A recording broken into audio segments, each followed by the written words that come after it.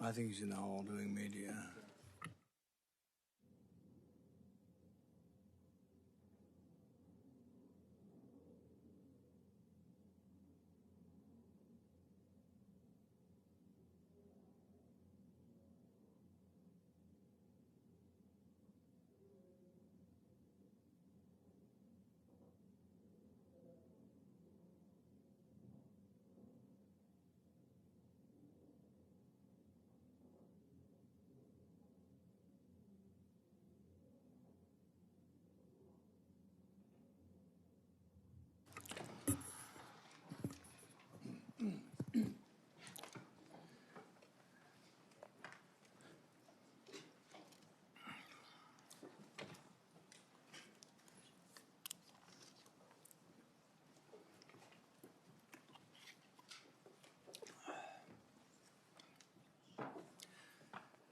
Good morning, everyone. I entered the Senate the same year that Representative Gabby Giffords was shot. I knew then that the state of political rhetoric was encouraging violence. I think it's imperative now, more than ever, that the leaders in our country disavow violence and lead by example. Through the years, I've personally been exposed multiple times to political violence. I was in the right field batting cage when the crazed shooter unleashed nearly 200 shots at our congressional baseball practice.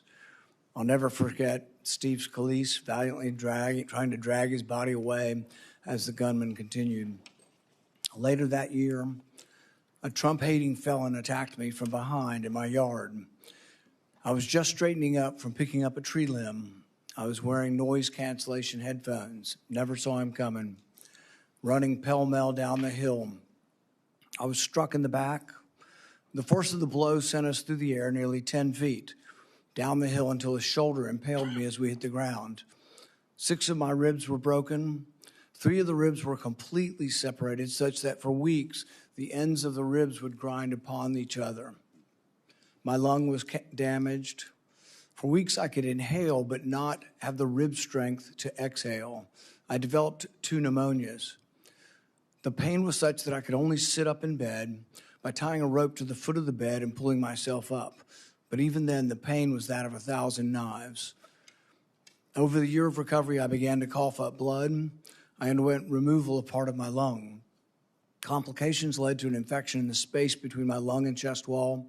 I spent a week in the hospital having the infection lavaged every 6 hours through a chest tube. Recently, Senator Mullin, if you have time to listen, you were confronted by constituents that were angry because you voted against my amendment to stop all funding for refugee welfare programs. Instead of explaining your vote to continue these welfare programs for refugees, you decided to transfer the blame. You told the media that I was a freaking snake and that you completely understood why I had been assaulted. I was shocked that you would justify and celebrate this violent assault that caused me so much pain and my family so much pain. I just wonder if someone who applauds violence against their political opponents is the right person to lead an agency that has struggled to accept limits to the proper use of force. You might argue you were mad and upset about being confronted by your constituents. But Senator Mullin, your constituents are justifiably upset with you. By now, most of America knows that the Somali welfare fraud in Minnesota stole over $9 billion. But instead of defending your vote, you took to continue the vote to continue these refugee welfare programs. You chose to lash out at me. You went on to brag that you'd already told me to my face that you completely understood and approved of the assault. Well, that's a lie. You got a chance today. You can either continue to lie or you can correct the record. You have never had the courage to look me in the eye and tell me that the assault was justified. So today you'll have your chance. Today I'll give you that chance to clear the record. Tell it to my face. If that's what you believe, tell it to me today. Tell the world why you believe I deserve to be assaulted from behind, have 6 ribs broken and a damaged lung. Tell me to my face why you think I deserved it. And while you're at it, explain to the American public why they should trust a man with anger issues to set the proper example for ICE and Border Patrol agents. Explain to the American public how a man who has no regrets about brawling in a Senate committee can set a proper example for over 250,000 men and women who work at the Department of Homeland Security. Senator Peters, you're recognized for your opening comment. Well, thank you, Chairman Paul. Thank you, Senator Mullin, for being here today. Congratulations on your nomination. And I certainly appreciate your willingness to meet with me as well as my staff as we consider your nomination to serve as Secretary of the Department of Homeland Security. I'd also like to welcome your family who is joining us today and to thank all of them for their commitment to public service. We do it as a family, as you know. The Department of Homeland Security is a complicated organization with challenging operational dynamics. As everyone is well aware, many components within DHS are currently operating without funding. But let's be clear, Democrats are committed to funding TSA, FEMA, the Cybersecurity and Infrastructure Security Agency, and the Coast Guard while we negotiate much-needed ICE reforms. We tried to pass those bills by unanimous consent multiple times over the past 2 weeks. Unfortunately, Republicans have blocked those bills each and every time. Yesterday, the White House sent a letter laying out their latest offer, but the devil is always in the details. Administrative action is not enough. We need to pass real reforms into law. If Republicans really do agree with us that TSA and other personnel need to be paid, then they should join us and pass the bills to pay them today. We can do that while we continue to negotiate needed ICE reforms. But let me be clear, these are very straightforward reforms that we're asking for. We just want ICE to follow the same rules that our local police and our local communities follow every day. But DHS has faced management challenges since the start of the Trump administration, and over the past year, many of those challenges have unfortunately only increased. As soon as President Trump was sworn in, he made deep cuts to counterterrorism offices and programs, forced out or reassigned key personnel, and redirected the focus of limited remaining counterterrorism resources away from the serious threats that we face and towards targeting the president's perceived political enemies.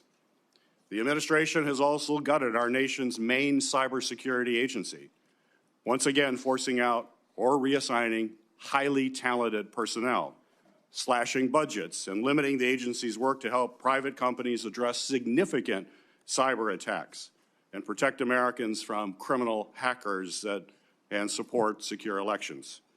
The administration has also taken an axe to FEMA, cutting staff and freezing or delaying critical grant funding for everything from emergency food and shelter after a disaster to flood mitigation programs and security grants to nonprofits, including houses of worship.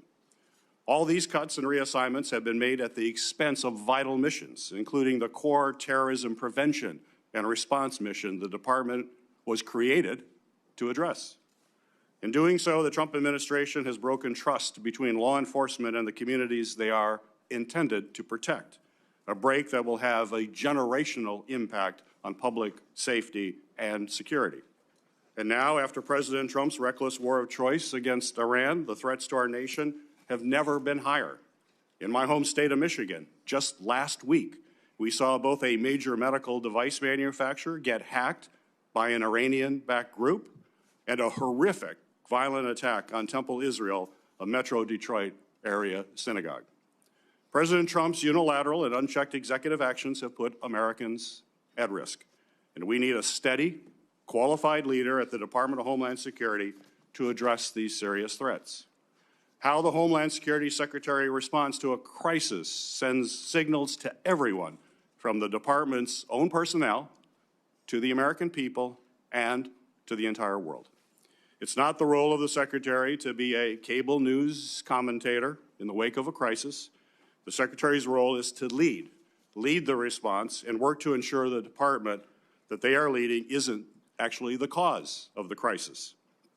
A Secretary who jumps to conclusions without the facts, as we saw in the case of Renee Good and Alex Preddy's killings, only worsens the situation and actually makes us less safe. This is a role where temperament matters, where judgment matters, and where experience matters. We have seen under Secretary Noem's leadership how shortcomings in these traits can compound the challenges that already come with leading a large and complex department. And now, more than ever, we need a DHS secretary who is a steady hand, who will provide thoughtful leadership, follow the facts, tell the truth, and hold agency officials accountable when they need to be held accountable. We need a DHS secretary who is committed to the rule of law and who will protect and cooperate with independent oversight, whether that's from the Inspector General or from members of Congress. And we need a DHS secretary who is free from distractions and conflicts of interest that only undercut the department's work and also break trust with the American people. Senator Mullin, I appreciate you being here today to answer our questions about these concerns and your experience and qualifications for the job. And while I'm interested in hearing more about your vision for leading the department, I do have reservations about your readiness to take on such a significant role at such a critical time. I hope you will provide us with the substantive answers today and a candid recognition of where this administration has fallen short on safeguarding our homeland security as you seek to lead the department as our nation faces ongoing security threats and war with Iran.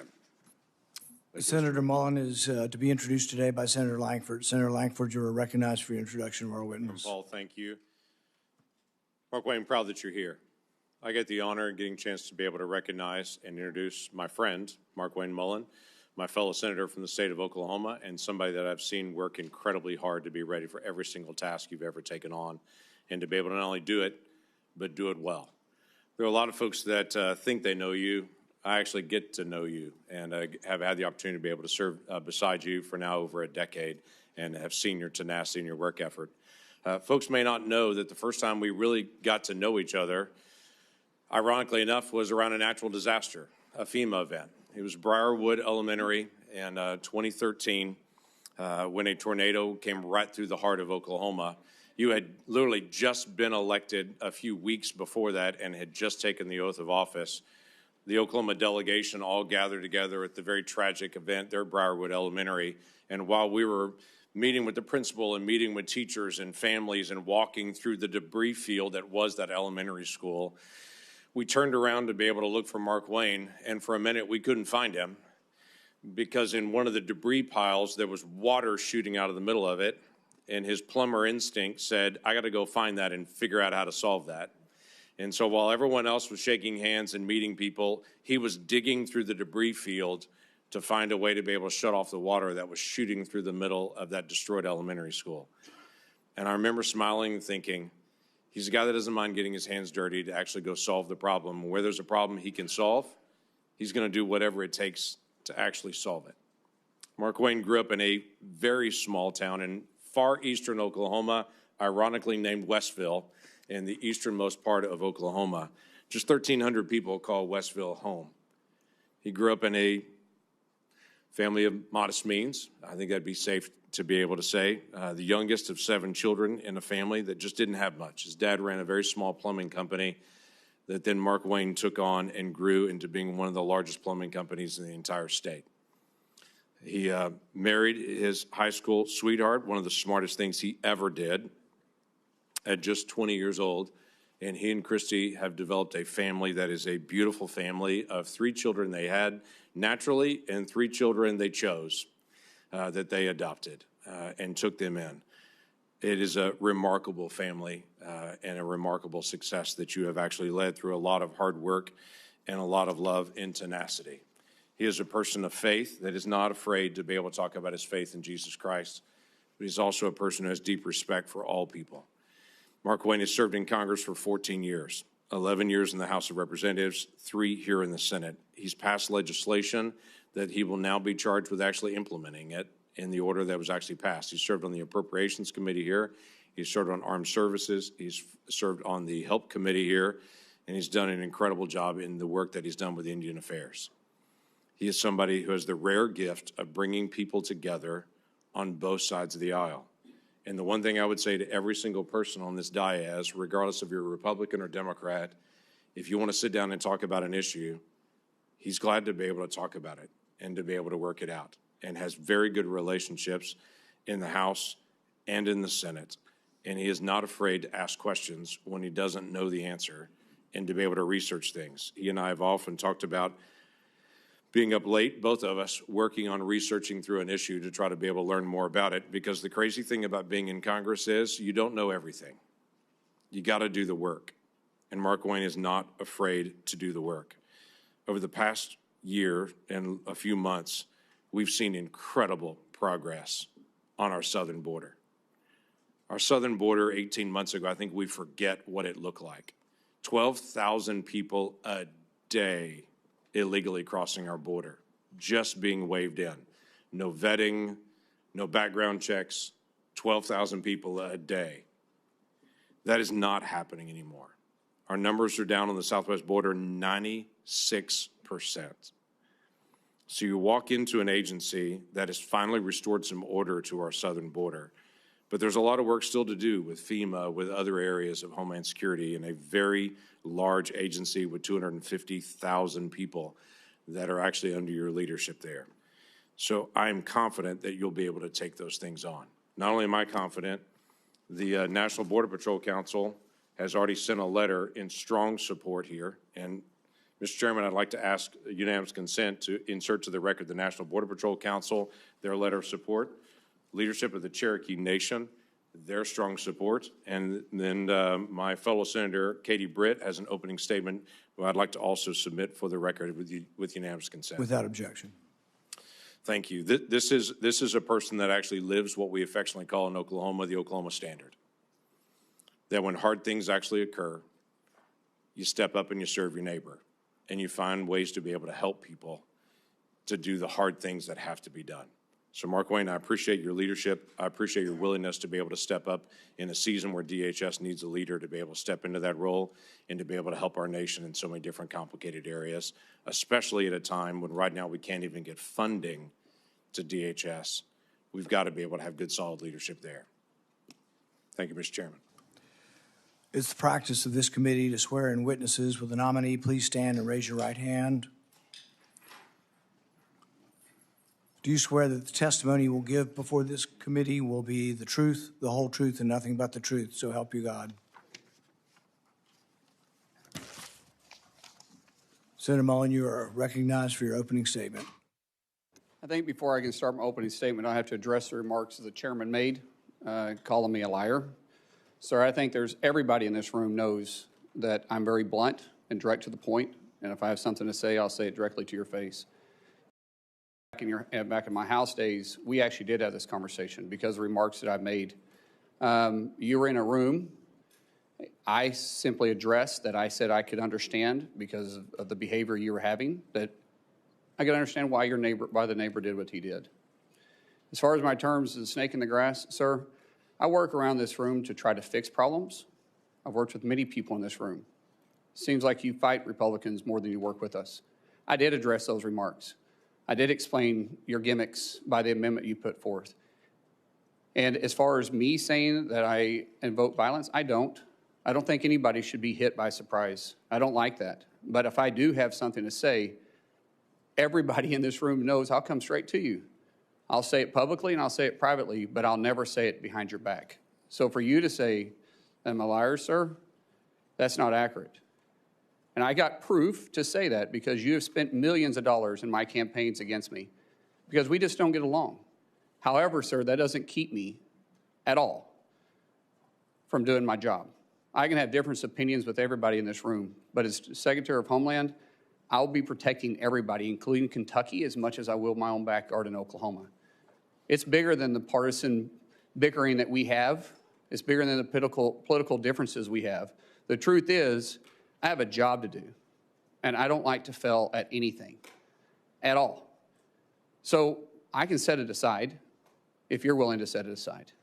Let me earn your respect. Let me earn the job. I won't fail you. I won't back down from a challenge, and I'll also admit when I'm wrong. I'm not perfect. I don't claim to be perfect. I make mistakes just like anybody else. But mistakes, if you own them, you can learn from them. And you can move ahead. and I'll make that commitment to you. Ranking Member Peters, Chairman Paul, I do thank you for this opportunity. It is a humbling experience. A kid from Westville, Oklahoma, that grew up with a dad that worked hard. He set the work example for all of us. And all my families, and my siblings, we all work hard. And I'm proud of the family we have.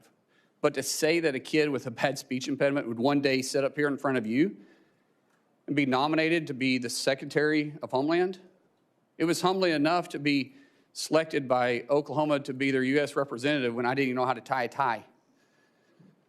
And 10 years later, to be able to be called a United States Senator and serve with all you guys.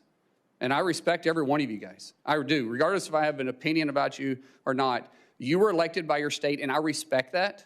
I may disagree with you, but I respect it because we all make decisions based on two things: the way you're raised, which never changes, and our life experiences, which constantly change. For me, to be able to have the love of my life behind me, somebody I literally fell in love with in third grade,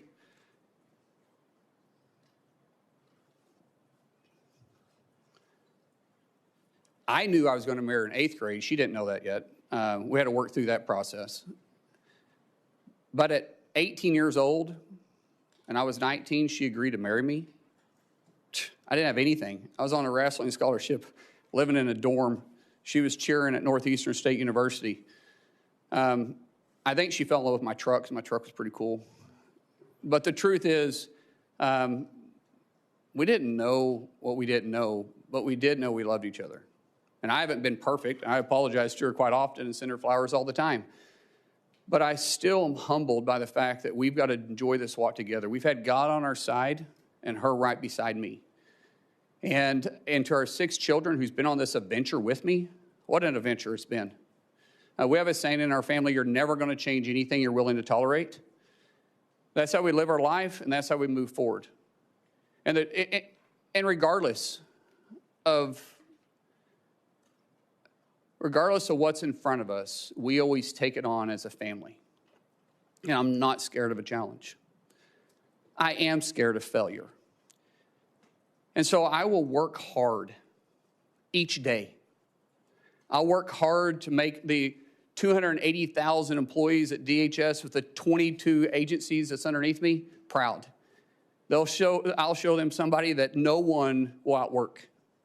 I'll work beside them every single day to not just secure a homeland, to bring peace of mind and confidence to the agency. My goal in 6 months is that we're not in the lead story every single day.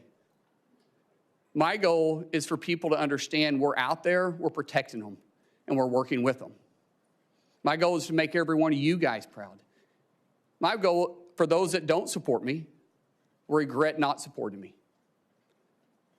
But we have to get DHS funded. We have to. My friends, we have to set the partisan side down. And we have to realize that we're putting our homeland and the peace of mind at risk for the American people. Sometimes it's political theater, sometimes it's true differences. But what we do know is that we're playing with fire. We have 280,000 DHS employees right now that are on day 30 without pay, and they're still showing up every single day to do their job. That is a dedicated group of people. And we should all be proud of them. We should all be working together, and we should all be trying to fund them. So I pray, seriously, I pray that we can get past this. That once this hearing is over and once we go through this process, I get it. I get some of it's got to be political theater. I understand it. I've had to really pray about my attitude. But I will say, once it's over, I hope we can work together and get them funded. So when I walk in, if I'm fortunate enough to be confirmed, if I walk in as secretary, that these guys are ready to go to work day one. So God bless you. Thank you so much for this opportunity, and I look forward to your questions. It's the standard practice of this committee for the chairman to ask nominees the following question. Do you agree without reservation to comply with any request or summons to appear or testify before any duly constituted committee of Congress if you're confirmed? I do. We'll now proceed to 7 minutes of questioning. The record should show, and I think will show, a lack of contrition, no apology, and no regrets for your support. You completely understand the violence that was perpetrated on me. You're unrepentant. The only thing you quibble about is whether I met you somehow when you were in the House. I don't think we ever met when you were in the House. And this idea that the only thing you're upset about is not that you were for violence. What you're upset about is that I called you a liar because you said it to my face. So it's really more about this machismo that you have. When in Oklahoma the media asked you about the refugee welfare programs, the programs you voted to continue funding, it was this whole idea that you were going to transfer it because you were uncomfortable, your anger, low impulse control, causes you to then go after and decide that you're going to go after me as well. And so you say you completely understood that I was assaulted from behind, had 6 ribs broken and part of my lung removed, and that was just fine. That's something that you, I guess, approve of as far as resolution of political problems. When I talked to you privately on the phone, there was no apology. You just said, well, we can let our political difference, go by. And you said a few minutes ago, we can just set it aside. Well, political differences we can. But when you say that you agree with a felon, a Trump-hating felon who attacked me, somehow you think I'm just going to set that aside? Oh, it's no big deal. I lay in pain for 2 months, had 6 ribs broken, 3 of them separated, grinding upon bone for months, had part of my lung removed, and you think that's great and to be extolled. I mean, the sheer lack of any kind of self-awareness that you're going to be leading thousands of men and women who will have the use of force, and there's been great questions in our country about how that will be used, and you think a violent attack is just fine. So I guess my first question is, do you think that justifying that kind of violence sets a good example for the men and women of ICE and Border Patrol? Mr. Chairman, first of all, I didn't know the extent of your damage. When the phone call was made, I made it to you and I tried to talk to you. You didn't engage at all. In fact, you said, get your paperwork in. It's got to be 3 days in between. You offered no apology. Sir? And you offer no apology today and no regrets. Haven't heard the word apologize, haven't heard the word regret, haven't heard I misspoke and it was heated and I made a mistake. Haven't heard any of those words. Sir, actually it wasn't heated, and I'm not apologizing for pointing out your character. Good. So you're jolly well fine, and you want the American public and the people up here to vote, that may or may not vote for you, to know that you supported the felonious, violent attack on me from behind. I did not say I supported it. I said I understood it. There's a difference. So that means you really didn't approve of it, just completely understand it. What do you think most people would interpret completely understand to be? Support for or a condemnation of the violence? Sir, as I said, we can have our differences. It's not going to keep me from doing my job as Secretary of Homeland Security. I'm going to secure Kentucky and take care of Kentucky as much as I am Oklahoma. If this were a one-off, it would be one thing. If you just disliked me so much that you approved of violence against me, people could just write it off. Well, maybe they hate each other. But really, there's a pattern of this. Let's go ahead and roll the tape.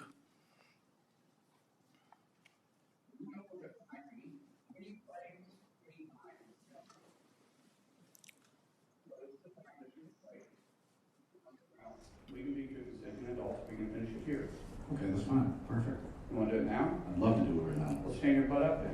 You stand your butt up. Oh, hold it. Oh, stop it. Is that your solution? Oh, no, sit down.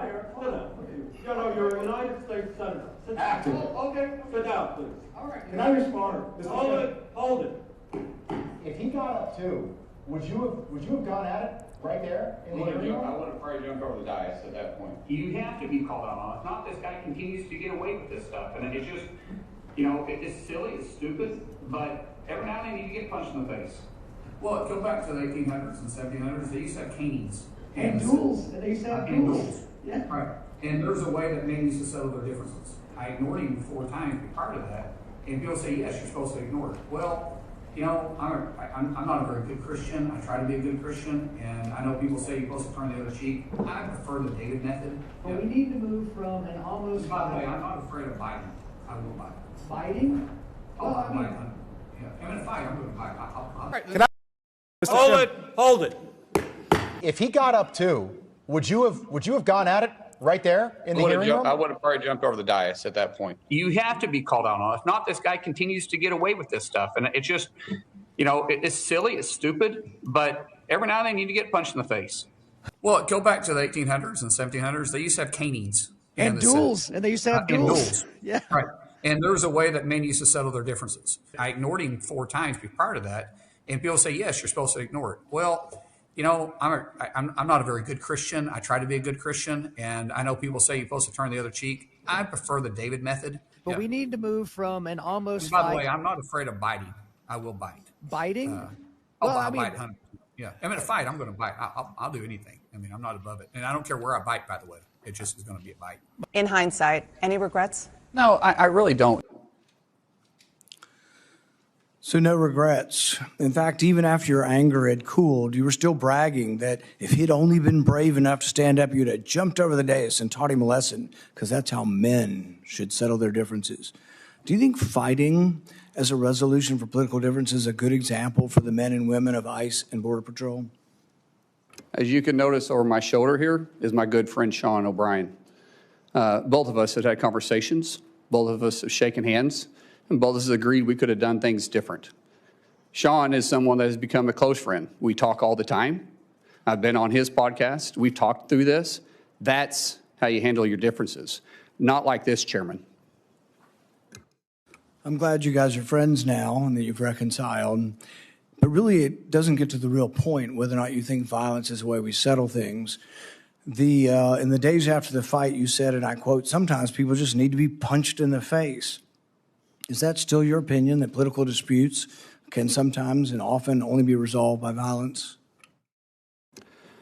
No, I don't always agree with that. I don't believe in political violence. I've made that very clear. But sometimes people do need, theoretically speaking, sir, I get it. It's about character assassination for you. That's the way this game is played. I understand it. And you are making this about you, which is fine, but that doesn't keep me as Secretary of Homeland Security. It's character assassination when you were the one lauding the assault. Who do you think started that character assassination? I'm just repeating what you have done in character assassination. I'm repeating your support for the assault. So that's somehow something I started? No, sir. What I'm saying is you're adding a lot to it. In the days after the fight, you did many interviews in which you justified the violence as historically justified by precedents, such as caning and dueling. Is it today your opinion that the caning of Charles Sumner was not only justified, but argues still for resolving our political differences with violence? What I was simply pointing out is some of the rules that still apply to this body. For instance, dueling with 2 consenting adults is still there. I was pointing out what is still illegal for 170 years. There's no precedent for legal dueling. Even then, they fled the country. Do you realize that the man that beat Charles Sumner with a cane, he beat him till he was unconscious? You know why no senators intervened? Because his friend held a gun on the other senators, and he kept beating him until he crushed his skull. That's what you're insinuating is the precedent of the Senate, and that's what you live by. That is a very, very dangerous sentiment.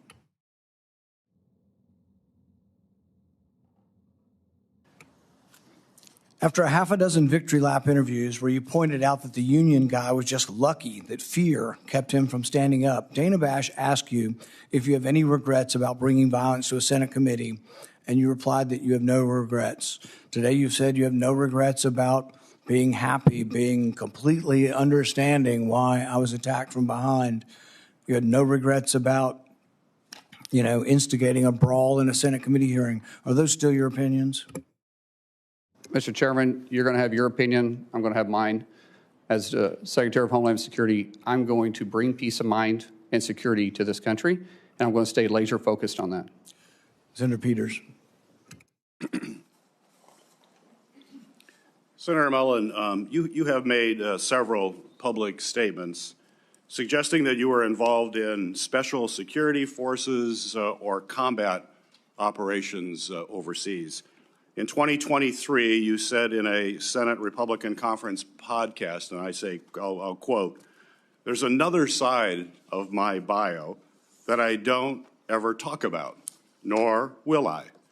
I had to go do something overseas." On March 2nd of this year, you told Fox News interview, quote, "War is ugly. It smells bad. If anybody has ever been there and been able to smell the war that's happening around you and taste it and feel it in your nostrils and hear it, it's something you will never forget." On March 3rd, in a podcast interview, you stated, quote, "I did special assignments outside of DOD, now DOW. I never wore the uniform or the flag on my shoulder, but I might have been in the same area." Your statements in public interviews and your responses to the committee are, quite frankly, are confusing and they are inconsistent. And I'd like you to clear this up. You're under oath. We can clear it all up right now.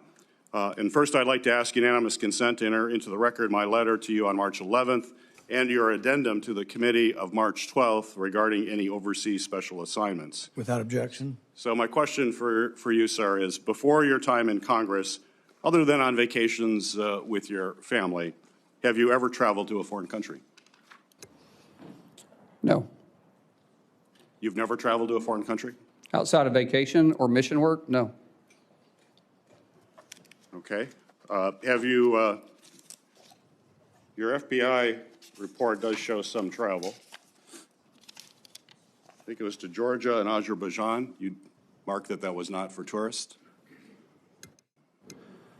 Are you referring to August of 2021 when we went to go get the Americans out of Afghanistan?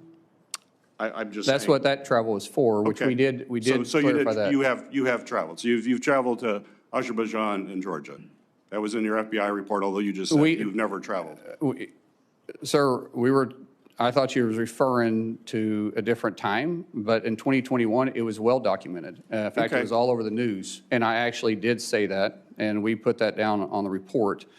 But that was us, which was all over the news, trying to go with a extremely experienced team. I've got other questions, thank you. But so you have traveled overseas, despite your previous comment. Were you ever, excuse me, ever an employee, volunteer, or otherwise involved with the Department of Defense, State Department, or other U.S. agency or contractor for any of those departments? No. And Senator, I think there's a misunderstanding here that I could clear up if you want me to clear up for you. Please. Okay, so, which this is official trip, and it is classified. But in 2015, I was asked to train with a very small contingency and go to a certain area, which was scheduled for 2016. During that time, I was asked to go through, had to meet certain training qualifications, had to go through SEER training. The training and stuff was kind of fun. The SEER training was absolutely awful. And I have spoken general about my experiences, but I've never spoke specifically on details, on dates, or on the mission. And that was official, and there was nothing in the report to the committee. Actually, it said you do not have to claim any official trips. And like I said, that was an official trip that is classified. This is an official trip while you were a member of Congress? Yes. 2015, 2016, I was a member of Congress. Some of it may be public, but it would be very small. Most of it, because of my recollection, which we're going back 10 years, I think there was only 4 people read in on it. So where was that trip? I just said it's classified, sir. It's classified. So the letter that we sent to you said that we need to have information of any of these activities. It said not official trips. Your paperwork was very clear, excluding any official trips. This was an official trip as a member. Well, we have more questions we're going to have to ask. When in the FBI report, I asked, is there anything in that report that is classified, that you were involved in any kind of classified operation at all?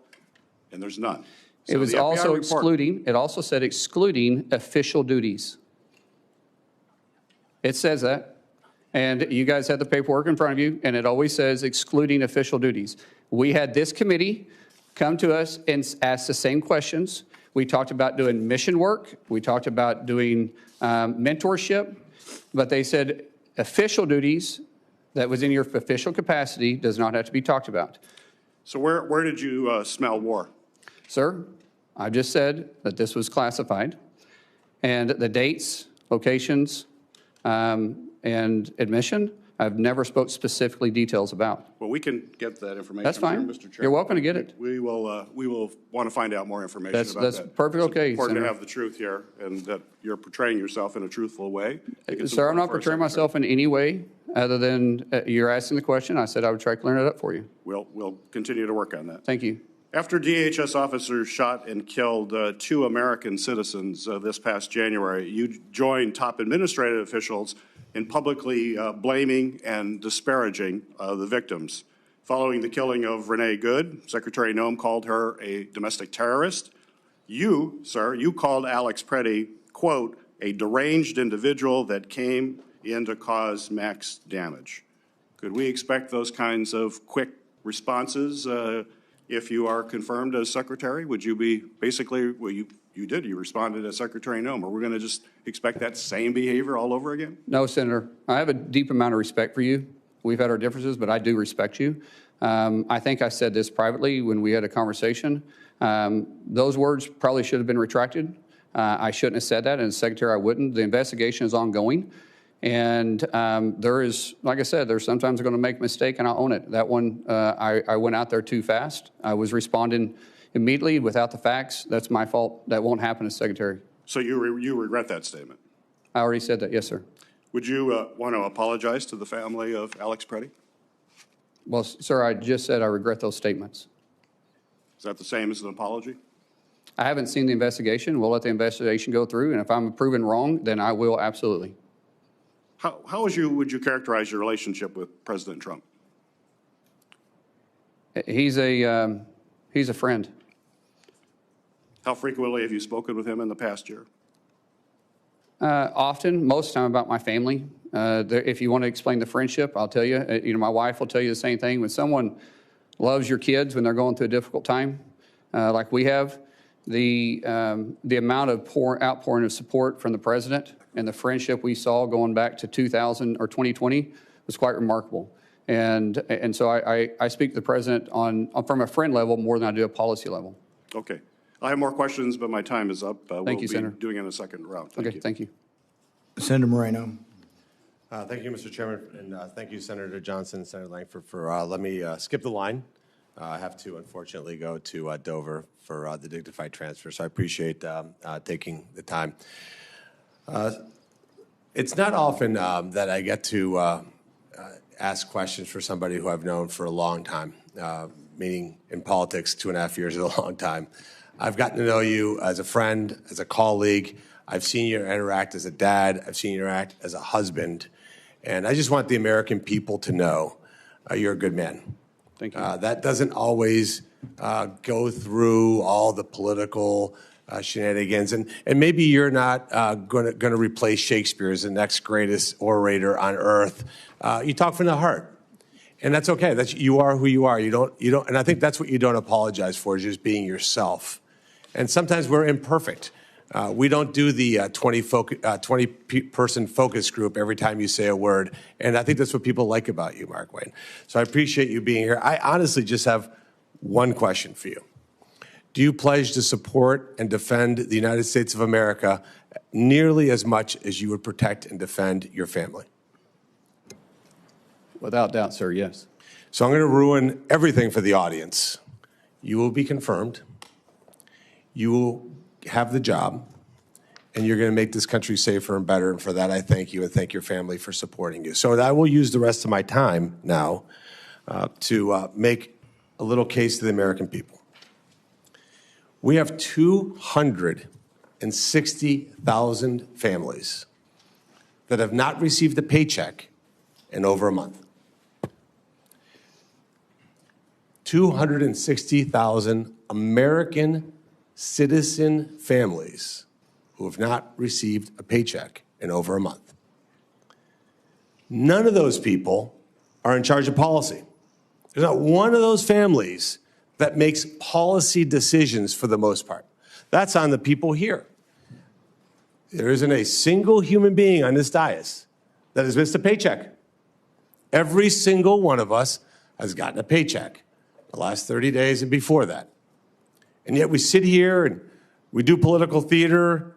And I said to my colleague, Senator Britt, the other day, that in my 14 months here, I only felt ashamed of this chamber once, and that was last Thursday. When you saw the ultimate political theater, colleagues going, let's fund TSA. How about the Coast Guard? Oh, that's a different person that's going to talk about that. How about FEMA? It's a different person that's going to talk about that. You can't have it both ways, by the way. You can't have Democrats saying, I can't believe the Trump administration is cutting government employee numbers. By the way, over 300,000, we haven't missed a beat.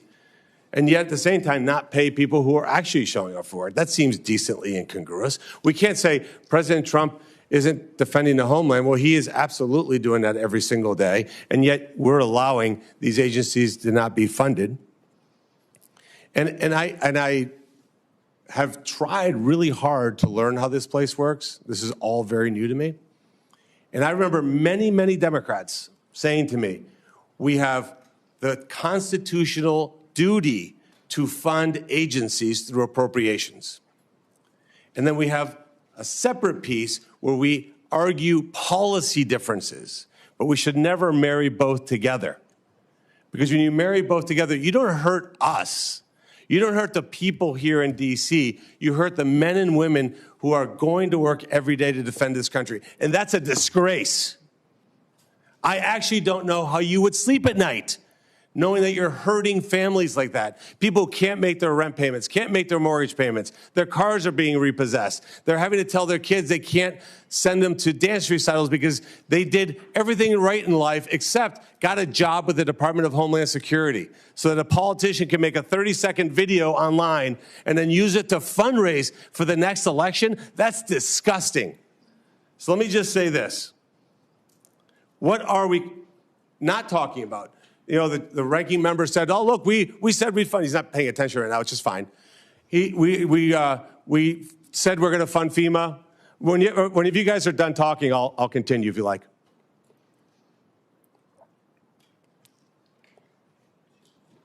Are you done?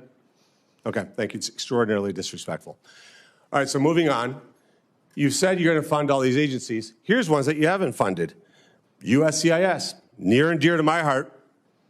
Near and dear to my heart. That's how I became a U.S. citizen. We've defunded the agency that allows legal immigrants into this country? That is insane.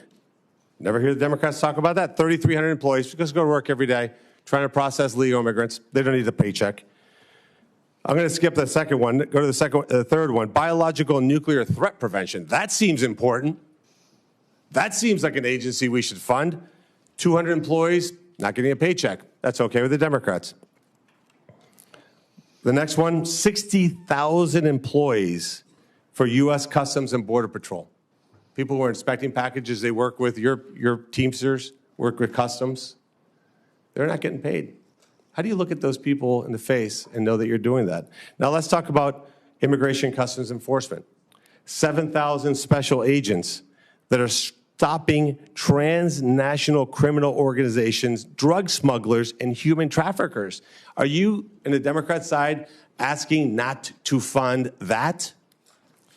Because ultimately, what this is about is defunding ICE and law enforcement. Are you suggesting that we not fund an organization that attacks transnational organizations? Be specific. Be specific when you say you don't want to fund ICE. I want you to say the words, we do not want to fund 7,000 special agents that are in charge of stopping transnational criminal organizations, drug smugglers, and human traffickers. This job isn't complicated. The American people send us here to get things done, and yet for the third time in 6 months, we've shut down this government with total impunity. They will go home and just make social media videos and try to blame Republicans. It is a disgrace. It's even more of a disgrace, honestly, that you talked about the respect that Senator Mullin shares. You guys have side conversations, don't listen, and that's fine. You don't have to. But what I'm going to do now is I'm going to leave. I'm going to go pay respects to 3 soldiers who died so that we can have the liberties that we enjoy here. And you guys continue with political theater, personal attacks, whatever you can do. I know that is a good man. I will vote for you. Our Republican colleagues will vote for you. You will get confirmed. You will do a great job, and you will make this country proud, Markwayne. Thank you, and thank you for standing by a great American person. Senator Hassan. Well, thank you, Mr. Chair. Before I start with my remarks and my questions, just with regard to Senator Marino, who has left the dais, the American people should know this. ICE is right now funded with more money than it's had in past budgets. And the partial limited shutdown that we have right now has nothing to do with ICE. Meanwhile, Democrats have consistently over the last week moved to fund the rest of the Department of Homeland Security, and the Republicans have blocked that funding. So let's just be clear about what's happening here. Now, I want to congratulate Senator Mullin and Kristi for the nomination. I know your family is very proud, and I know how much you love them. I also want to thank Chairman Paul for speaking so openly about a really difficult thing, which is the actual physical impact of violence, and in this case, political violence. It is a hard thing to do, but it is a really important thing to do at this time in our country's history. So thank you, Chairman. The Department of Homeland Security was created in the wake of the September 11th terrorist attacks with a clear mission: to keep our country safe, secure, and free. The department's work includes counterterrorism operations, disaster recovery, physical and cyber protection of critical infrastructure, and immigration enforcement. The stakes for the success of the Department of Homeland Security could not be higher. And that's also why Granite Staters and Americans of all stripes have been deeply concerned about what they've seen from the Department of Homeland Security under this administration. People have been rightfully outraged about the lawlessness from the department's leadership, which has not only resulted in the death of 2 American citizens, but has also led to the hollowing out of agencies like FEMA. So to Senator Mullin and my colleagues, what happens here in this room today is not nearly as important as what happens at our border, on our streets, in our communities, and in our businesses tomorrow and every day thereafter. So, Senator Mullin, I'm going to start with a question I have asked every one of the president's nominees. If directed by the president to take an action that would break the law, would you follow the law or follow the president's direction? Senator, thank you for the questions and thank you for the concerns. First of all, I've enjoyed working with you on several different issues. We've had very blunt conversations. To answer your question, the president would never ask me to do that. Well, certainly everyday Americans who have served on juries would disagree with you about that. And the example he has set calls into question that answer. So, Let's Senator, move, sir. yeah. I have limited time, as Okay, you yes, well know. go ahead. In the past 14 months, Secretary Noem has fundamentally broken the American people's trust in the Department of Homeland Security. The top priority of whoever leads this department next must be to rebuild this trust. If confirmed to lead the department, how will you be different from Secretary Noem? Senator, I think I've said this in a private conversation too. I love Senator Noem's family, and I consider them friends. But everybody has different leadership styles. And throughout my businesses, when I would have to transfer one manager to the next or one executive to another area, and you bring in a different one, they all have different management styles. My management style is empowering people. And as I said in my opening statement, I want to protect the homeland. I want to bring peace of mind, and I want to bring confidence back to the agency. I'm not going to be the smartest guy in any room I walk into, but I know how to get talent, and I know how to bring those people together. Let me interrupt you again. I'm Yes. sorry, sir, That's okay. because our time is limited. But let's be really clear. What Secretary Noem did was give the green light to lawless behavior.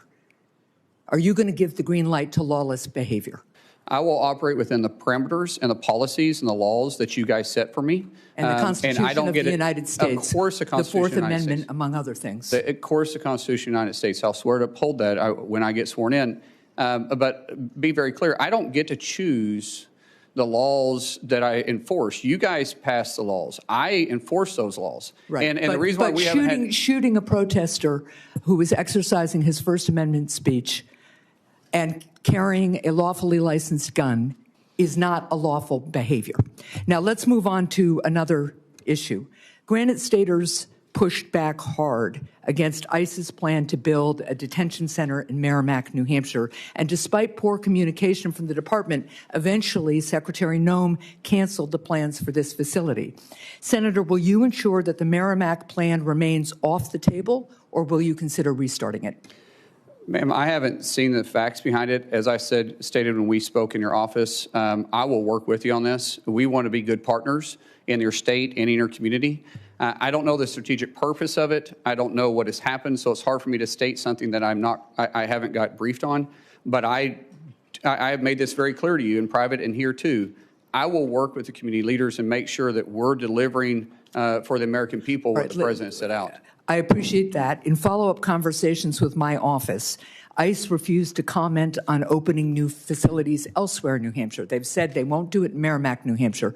But will you commit to me that ICE will not open any new facilities in New Hampshire or elsewhere in the country without the support of the local community?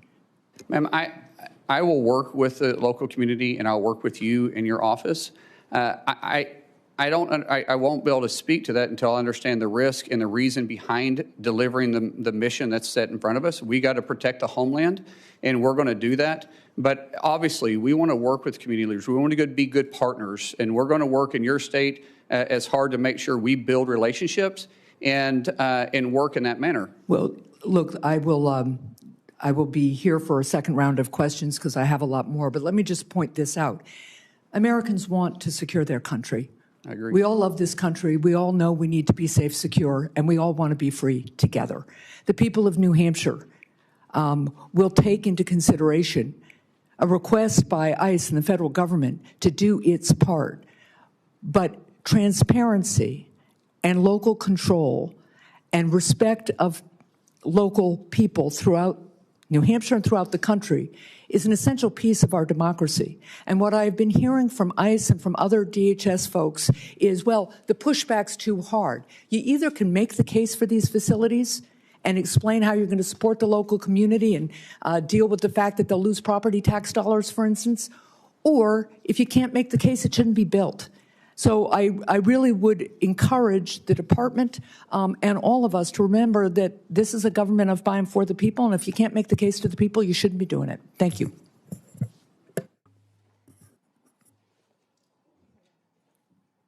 Senator Johnson. Thank you, Mr. Chairman. So, Markwayne, I'm going to use my time completely different than how I was going to when I walked into this hearing. I can't top what Senator Marino, the comments he made about how unconscionable it is that we're not funding and we're not providing paychecks to those 260,000 men and women that you will be soon leading. We, other than working with no labels, we don't serve on the same committees, have never gone on Codell together, and that's oftentimes how you get to know our colleagues. So I don't know you as well as some of the other people on the dais here. Certainly within conference, we've seen each other interact.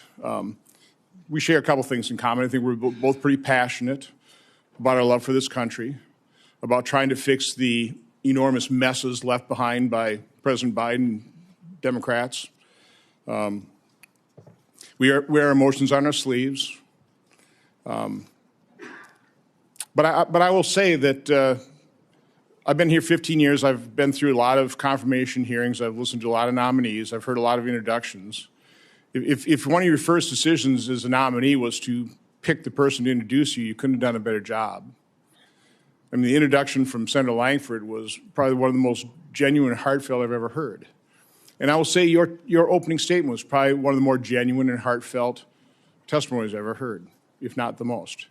I'm looking behind you at the people who have come here to support you, your former colleagues in the House, Chairman Smith, a former Speaker of the House, Senator Britt. But I see Josh Gottheimer there. He's not a Republican member of the House. He's a Democrat. I've seen you interact with him trying to get some permitting reform. Please, briefly, because I want you to tell another story here yet, but just talk a little bit about your relationship with Josh and other members of the House. You know, Josh and I, we may not always agree on every issue, but he's a friend.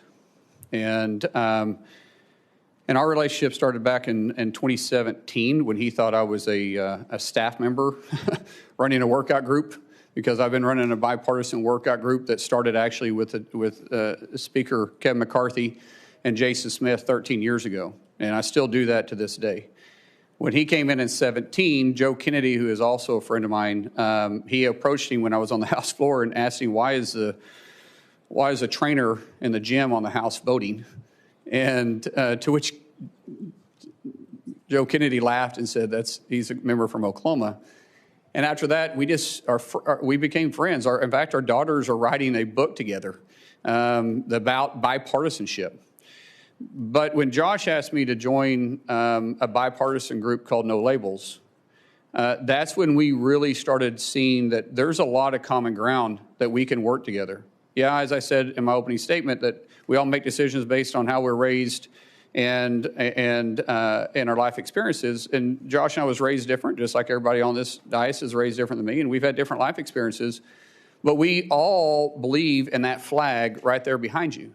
And what I say is, as long as you love that flag as much as I do, and you're willing to die for that flag like I am, we can work together. We can set the differences aside, and we can work together. And Josh represents that too. Just for him being here, you guys know, he's got a primary in New Jersey. He's not a senator, has 6 years. He's up every 2 years, and he's here. That's a friend that says, hey, my political differences are beside, I still like you. I cannot tell you how many members on the Democrat Party, which I love and respect, and I understand the politics, have came up to me since this nomination and say, hey, I love you, but I'm running for this office, but I'm running for this office, but I'm up for re-election. I'd be killed in my state. In most cases, I would support you, but. And it drives me crazy, but when you see a real friend like that, run through fire for the guy. So again, this is a nomination hearing, and from my standpoint, when you're trying to select somebody to run an operation, you want somebody with integrity, somebody with that passion toward the mission, keeping this nation safe, having this love for this country. It's also, I think, incredibly important that when you're serving in administration, you have a good relationship with the president. It doesn't work so well. I know you've got a good relationship with the president, and you told me a story, and I want you to repeat that story of your son who was grievously injured and a visit that the President of the United States made to that hospital. I want you to tell the story, because I think it's important that people understand why you are loyal to President Trump. I'd like them to hear a different side of President Trump as well. Yeah. But I think also that'll serve you well as his Secretary of Homeland Security. But just tell that story. Ron, I'm going to try getting through it without crying then.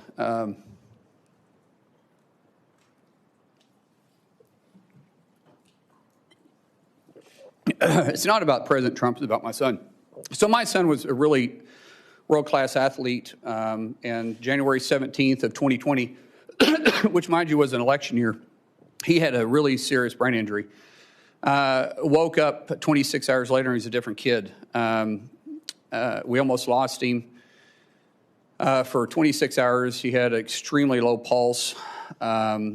There was a time they thought that they lost his pulse altogether. And when he woke up, he was just different. I mean, here he had a world-class athlete that wrestled all over the world since he was 12 years old, and he couldn't touch his nose.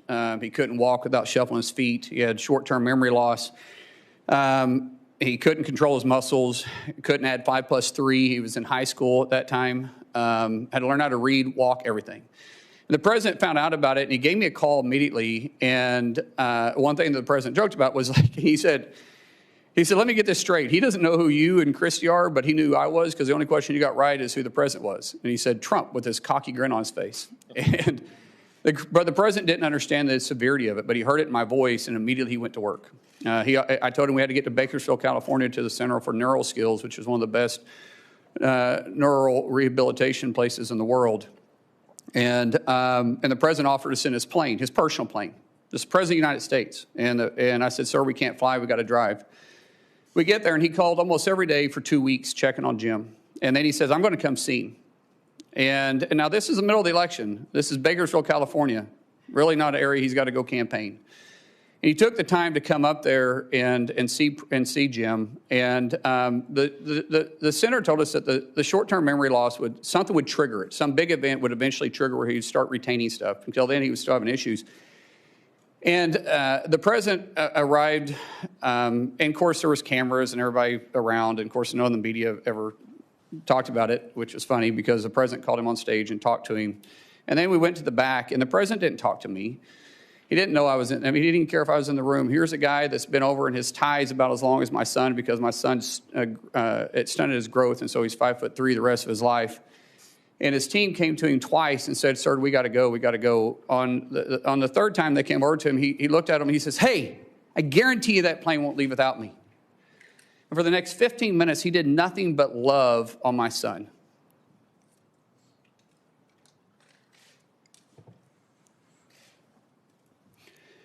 That one incident jogged his memory. And from then on, he started retaining things. And Jim's attitude went from this, we're going to get through it, to this, I'm going to get through it. And every week, if not most days, the president would call and ask how he could help. Ask, how's his buddy doing? How's Jim doing? He didn't do it for publicity. He didn't do it for any show. He was running in one of the toughest elections he had been in, and the guy was still that concerned about my son. When we got released for a little bit, we had to go back. When we got released a little bit, the president said, come to Mar-a-Lago and see me. We go down there, and it's amazing. And when we're leaving, dang it, I hate getting emotional. See, if I talk about my kids, I get emotional. Other than that, you can't make me cry. But my kids do make me emotional. That's actually a good thing. Yeah. So anyways, he grabbed my son, and he said, do you know why I love your dad? Do you know why I love your dad? Kristi tells the story better than I do. And he goes, no, sir. He goes, because he loves you. Because of you. Because of you. Man, he didn't do it for any other reason. I mean, here's the president of the United States, and he did it just because he cared.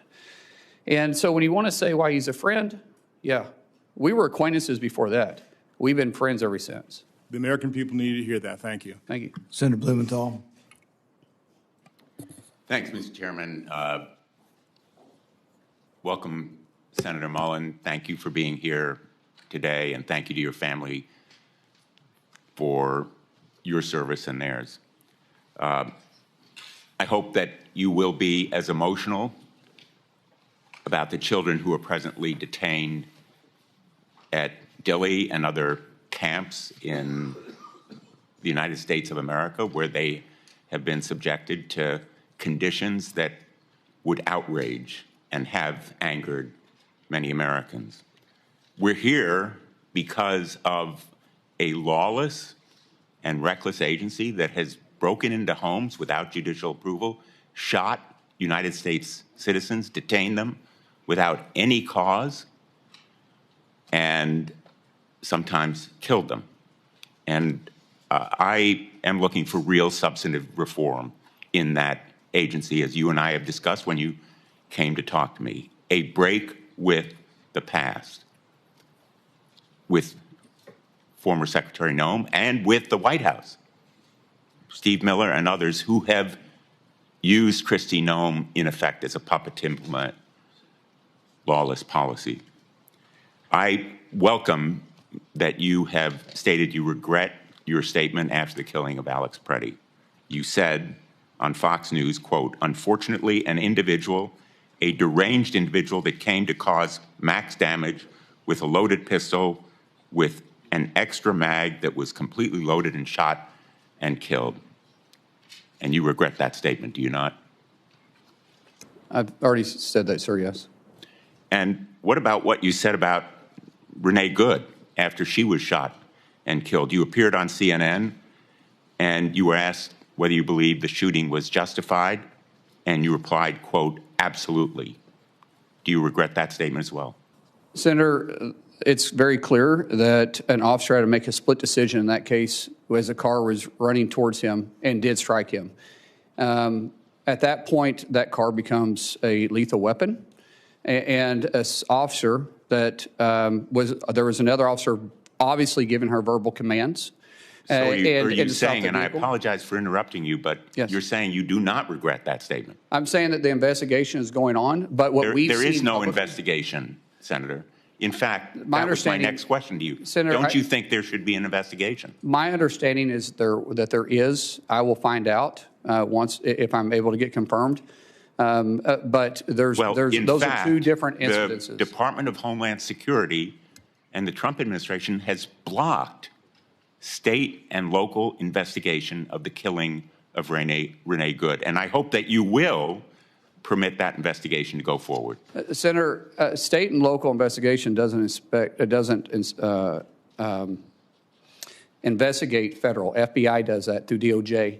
And I believe the FBI is looking at this case. And I do want to say something to you. What you said about the terrible conditions that this administration is putting in kids. But what you left out is that they've actually recovered over 160,000 kids that were trafficked or lost during the Biden administration. What is inhumane is the 12 to 13,000 individuals coming across the border every single day, and we're not having tracked the kids. At one time, the number's up to 385,000, and that's sad. Because you said that you were going to be, and I'm quoting you, blunt and direct and to the point. So I regret that you don't retract that statement about Renee Good. But I want to ask you about a statement that was made regarding the Preddy killing by Steve Miller in the White House. He said, quote, that Preddy was a domestic terrorist who, quote, tried to assassinate federal law enforcement. Don't you think it was irresponsible and reckless for Stephen Miller to post that claim on X without any evidence, just as you have retracted your statement? Senator, I believe that question is better asked to Stephen Miller, not myself. I can't speak for him. Well, Stephen Miller also said, again on Fox News, quote, under President Trump's leadership, we are looking to set a goal of a minimum of 3,000 arrests for ICE every day. If you're confirmed, are you going to be directing ICE to arrest 3,000 people a day? Sir, once again, can't speak for for Stephen Miller, but I can say the President has tapped me to be the Secretary of Homeland, and I will lead that department, and I'll lead it. So will you continue that arrest quota of 3,000 people a day? No quota has been set for me, sir. Well, in effect, it's a quota if the White House directs the DHS secretary. The President of the United States sets the policies, and I'll be working with the President. If you have a question for Stephen Miller, please ask him. Well, I really regret that you are going to stick to those same policies and practices and condone the statements of the White House that are so demeaning to someone who was a victim of lawlessness and recklessness by an ICE officer. Senator, I didn't say that. Well, let me ask you then my mouth. A different question. ICE has been breaking into people's homes without any judicial warrant. The sanctity of our homes is absolutely critical. I think you'd agree with that point.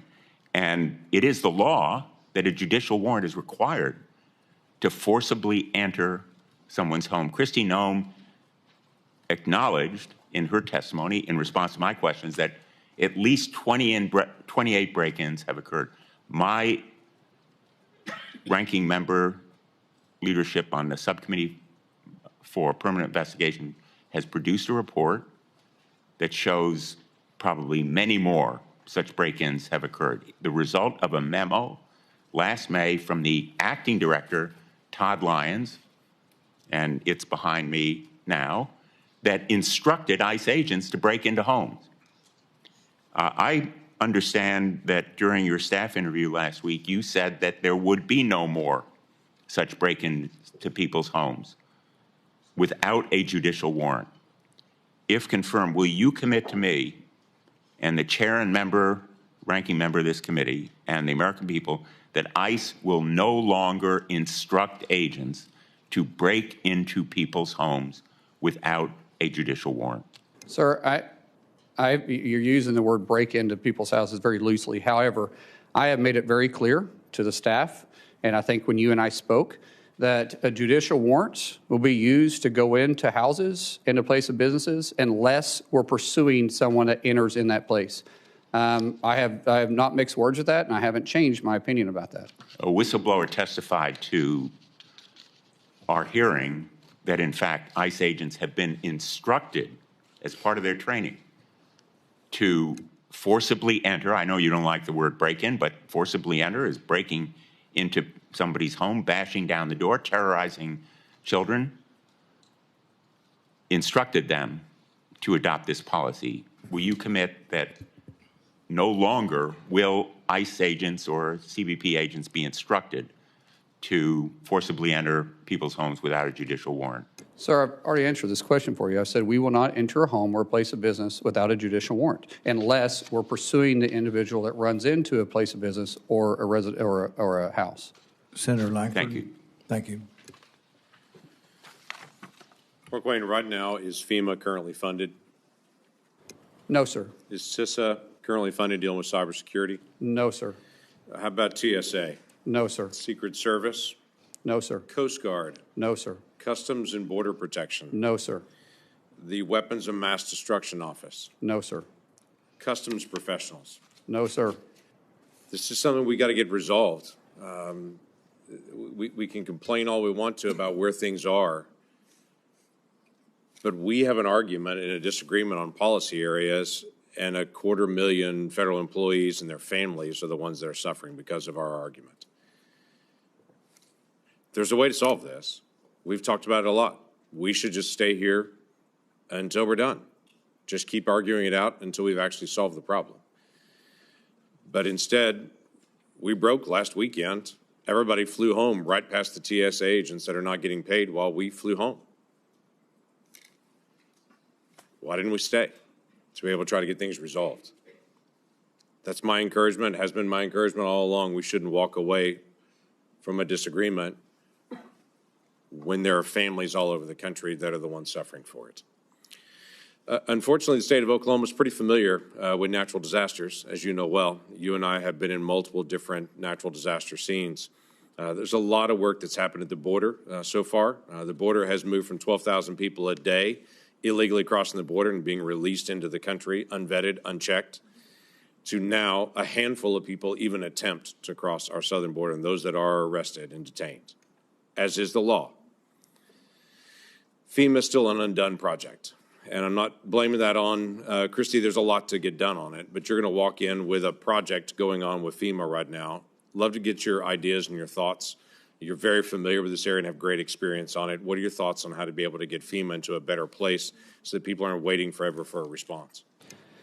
FEMA was never designed to be the first responder. That's the states. FEMA was designed to be the assistance to the states when the disaster reaches certain levels, which we need to discuss those too, because I think some of the levels are unrealistic, especially Senator Hassan and I have talked about this, that sometimes in rural areas, they're not able to meet those thresholds. But working with the state, allowing the state to have their emergency response, FEMA simply helping write checks and assuring that they have the capability and the manpower if need be. But for the FEMA to walk in like FBI walking on a crime scene and taking over, no one's going to care more about their backyard than the people that live there in that state. And I think there's a lot of good ideas. I've heard at meeting with so many of you all, there were so many great ideas on how to make FEMA work better. It's got a great mission. And I think people at FEMA want to do their job, but we can be more effective and be more direct and speed it up. Taking years to get reimbursed is not acceptable. Taking, honestly, months to get reimbursed is not acceptable. See, small municipalities, they can't afford it. They don't have that tax base to do it. And they're already going through a struggling time, which means they're probably losing tax revenue, especially if it hits their town. So we've got a lot of work there. I do believe that the definition of insanity is doing the same thing over and over again, expecting different results. That means we're going to look at each one of the 22 agencies that fall underneath DHS and say, how can we deliver the mission better for the American people? It's great. That'd be a huge help to everybody. Talking about the length of time it takes to get a response, you've been a part of, as I have, on the nonprofit security grants that are out there. We have some locations that are higher risk than others. Synagogues and temples have been one of those very high-risk locations that are out there.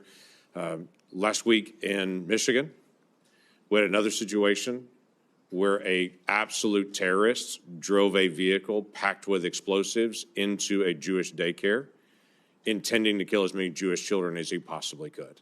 I mean, that was his intent, was to be able to do that.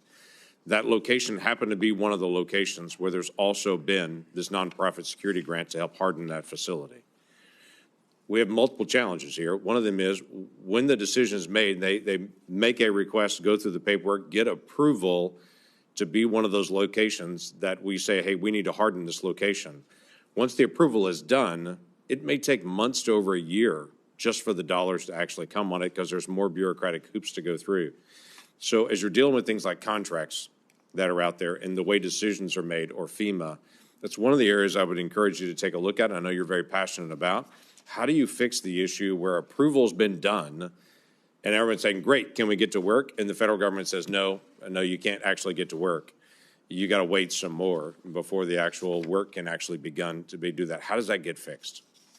We got to streamline the process and cut out the redundancies. The amount of paperwork, the senator from Michigan and I had a long conversation about this, the amount of paperwork to just, once you're approved, to get the funding flowing, and then the paperwork that's followed up on it is way too encumbersome. And there's a better way to do this. Some of these policies I have to work with you guys on. Some of these grants were written with checks and balances, which we all got to be very cautious on how we spend the taxpayer dollars. Things that I can change, things that I can cut out on the redundancy part of it, I will work with. Things that, as the senator and I talked about, things that it may take you to make changes on, we'll bring it to your attention. I will work with you. And we'll see how we can make it better. Be great. As you know, Oklahoma's been one of the leaders in counter drone. This is a big issue for us as a country. Every high school football game, every college football game, every gathering of people for every festival and gathering across the country has now become a risk location for drones and drone mitigation. FBI can't be everywhere. We don't want them to be everywhere. We do have to figure out some process. So as you begin to think about this issue, it's a tough one to deal with, but it is a basic national security issue as well. It's going to land on your desk pretty quickly, especially with the Olympics coming, with FIFA coming, all those things that are happening. We got to be able to figure out how to do counter drone and to be able to not just identify there it is, but to also mitigate the risk. What are your initial thoughts? Well, I'd love to speak about that. With funding, talking to some of our agency heads, with a lack of funding right now, we have people quitting because they got to go to work. Meeting these demands are even going to be tougher. So we just talk about FIFA, for instance, and then you talk about 2028, which is going to be the busiest year of DHS in history because we have the Olympics and we have the presidential election going on. It'll take 4 months once funding comes in to start replacing those that we've lost for training before we can get them out in the field. We don't have 4 months with FIFA. But that's and how do we expect these people to stay on the job and work? We're losing institutional knowledge. We're losing people we've already trained, and it's going to be difficult to deliver this mission. The way that I understand is we're behind in UAS, and we're behind in FIFA right now on actually delivering the mission that we have to. We're also behind in reimbursing local communities that's also working with us. That's going to have to take a tremendous amount of focus and partnership. And we, like I said in my opening statement, failure is not an option, so we've got to deliver. But sometimes when you have to rush like this, especially trying to get people on the job because we just quit funding them for the third time in less than a year, and we expect these people to keep working, it puts the mission at risk. And we have a lot of work to do here. Yeah, thanks for stepping up. Kristi, thank you. This is a strain on the family and everything else right now. So thanks, y'all, for stepping into this role. Look forward to supporting your nomination. Thank you. Senator Kim. Thank you, Chairman.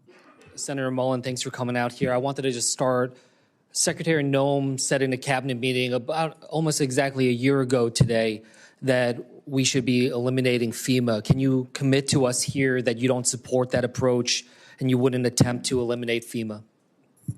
As I said, I think it needs to be restructured, not eliminated.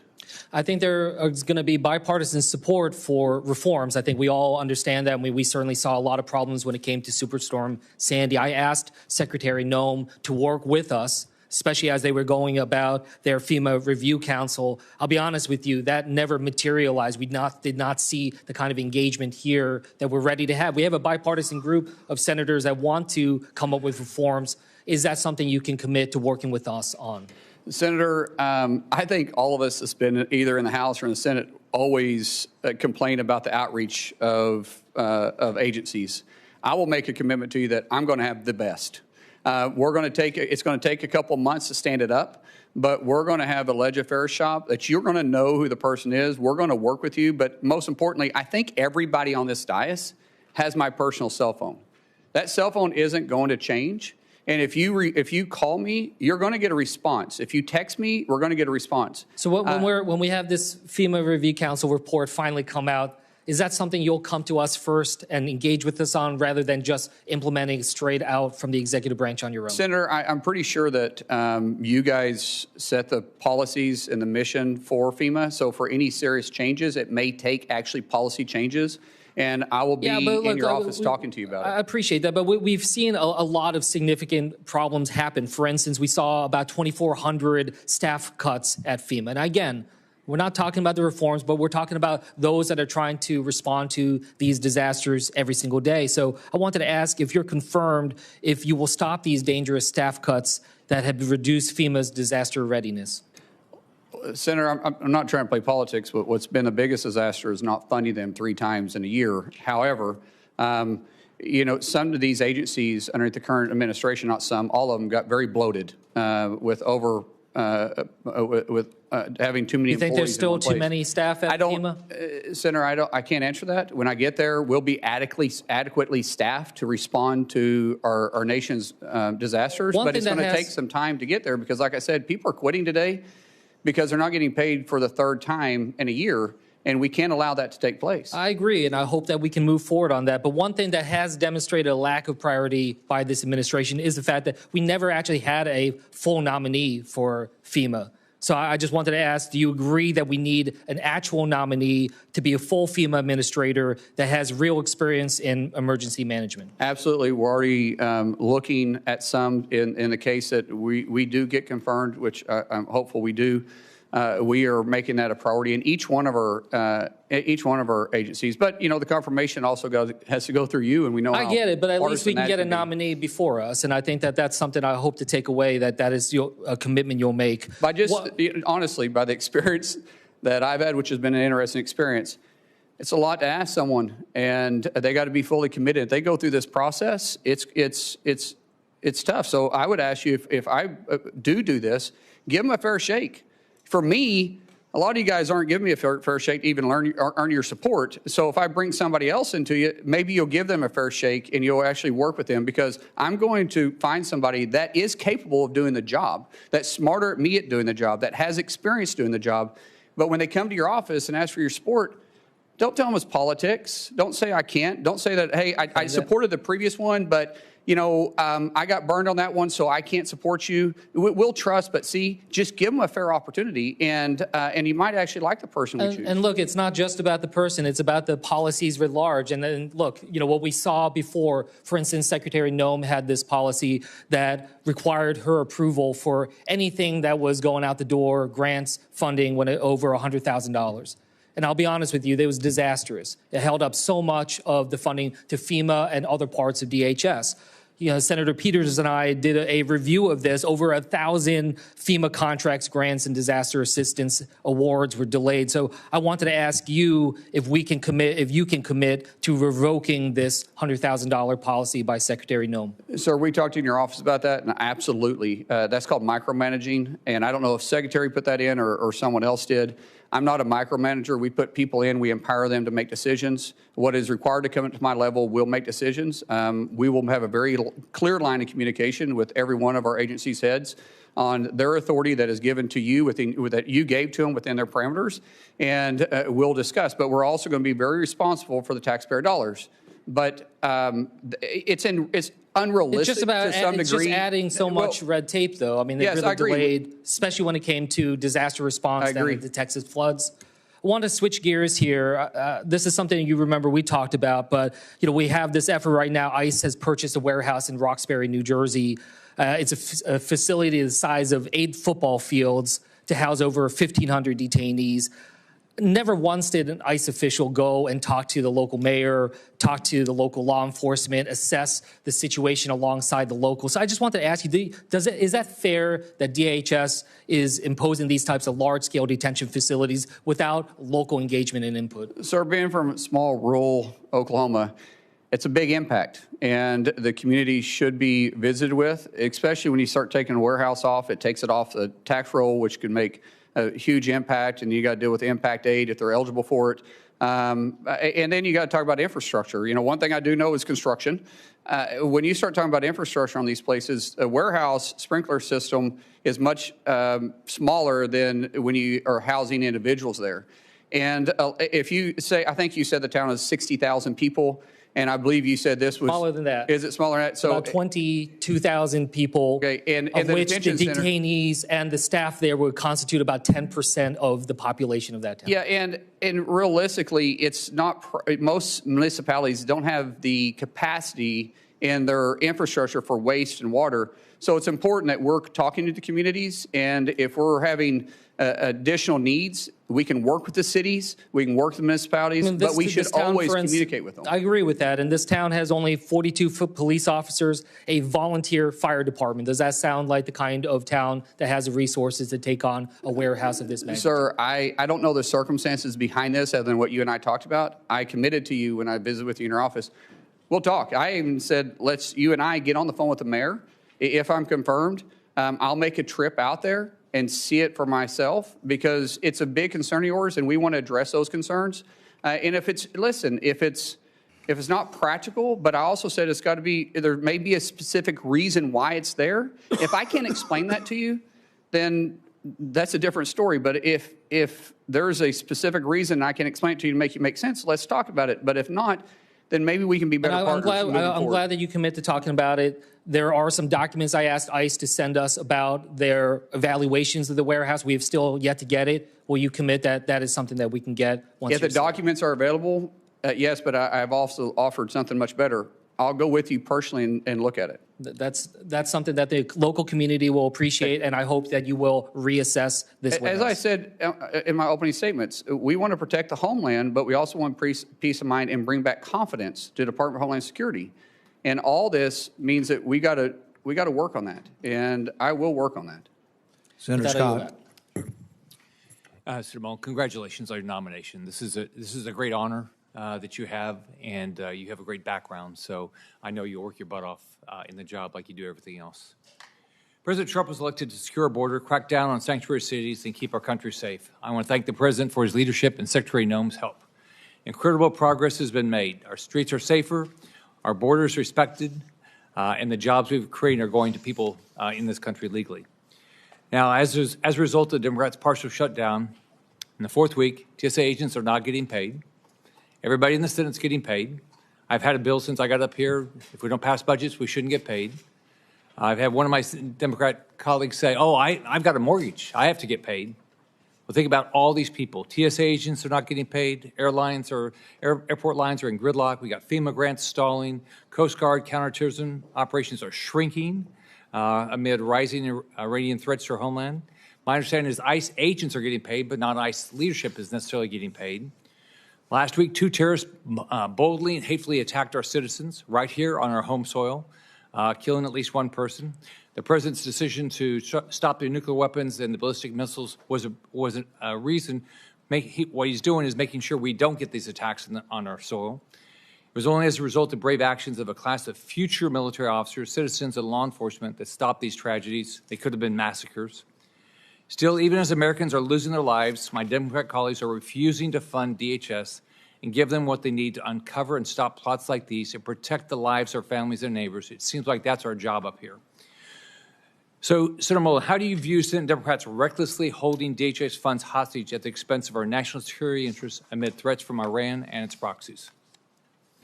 Senator, it's unconscionable. How can you sit there with a straight face and say that we're trying to take care of the American worker when you're choosing to not pay 260,000 people and you're affecting their families? We've heard the stories of families having to stand in charitable lines for basic needs or getting a loan. And like I said, this isn't the first time. We're a month into this. They just came out of a 43-day shutdown that they were probably just recovering from. And yet we're still going to sit there with a straight face and say it's not about politics? So in sanctuary cities, local authorities can decline ICE detainers, which means that criminals are released back into the community rather than transferred safely into ICE custody. First off, I can't imagine anybody elected that wants criminals back in their community, but that's happening. This creates opportunities for illegal fugitives to relocate or reoffend, like in the tragic murder of Kate Stanley. It also forces DHS officers to go into neighborhoods to root out violent criminals, which is way more dangerous for everybody. Not only does this cost the taxpayer more, but also increases the risk for everybody involved, including bystanders, DHS officers, and potential future victims.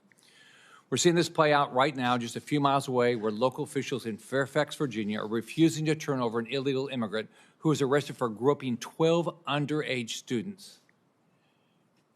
And the local elected want to put that person back out in the community. That's not even here legally. Instead of turning him over to ICE, Fairfax County prosecutors are trying to get him released. This is just one example of how sanctuary city policies choose to put illegal aliens over American citizens. How do you plan to deal with sanctuary cities like Los Angeles and Chicago to remove criminal illegal aliens? Sir, it's been a difficult conversation that's been had with these sanctuary cities. As I said going on, we don't get to choose which laws we enforce. As elected officials, you shouldn't choose which laws you enforce. We're not asking them to go out there and enforce immigration. We're just saying, be good partners with us. If we've got to serve judicial warrants, let us go serve the judicial warrants. If you pull over somebody that's wanted, that's in the country illegally, and it's a municipality, we're saying just hold them. At least let us do a background check on them and see who they are. And working with the municipalities are going to be vitally important, but also you've got to take a look at if they're not willing to enforce federal law and work with us, then where's the taxpayer dollars going to? And ideally, I would like to go in there and talk to the mayors. I'd like to go in there and talk to the sheriffs, talk to the police chiefs, say, what is your concerns? How can we get past this? Because the president has made it very clear he wants to protect the streets for every American. He wants to restore law and order to every city.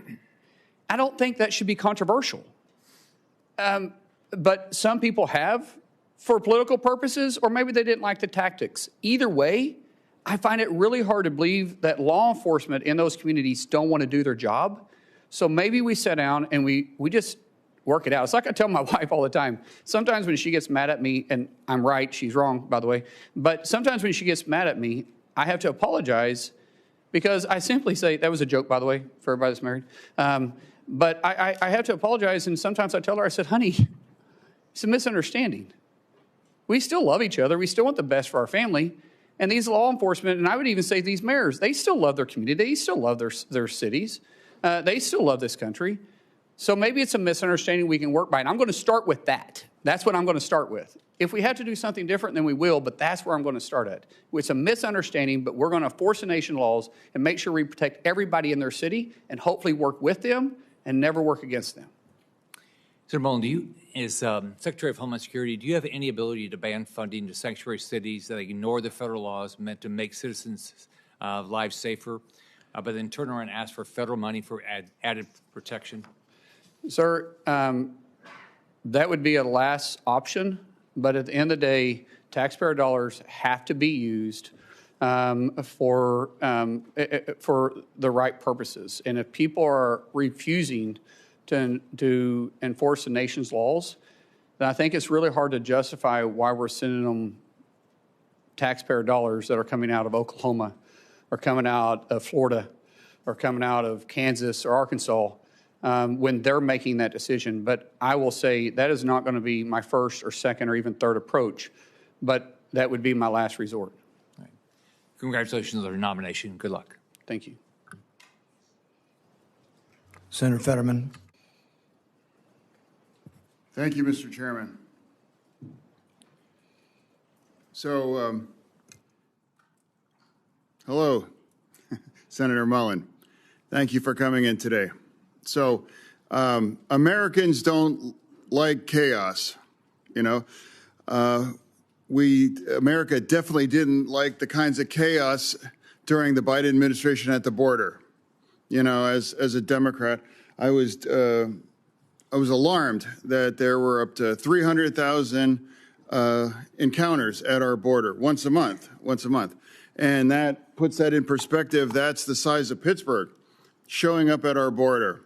And that's not sustainable, and that's not manageable, and it's making it possible for us to assimilate. And now if you care about immigration, as I deeply do, you can't possibly provide the American dream for people when the size of Pittsburgh showing up at our border once a month. That need to be brought under control. And that happened. I signed up that as a Democrat. The second part is rounding up all of the criminals and deport them. You know, I can't imagine why we can't agree with that as well, too. That's another thing that I signed up. One name that often doesn't come from my side is Laken Riley.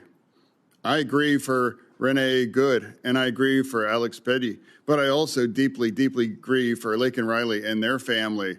And now all three were failures of our government there in that circumstances.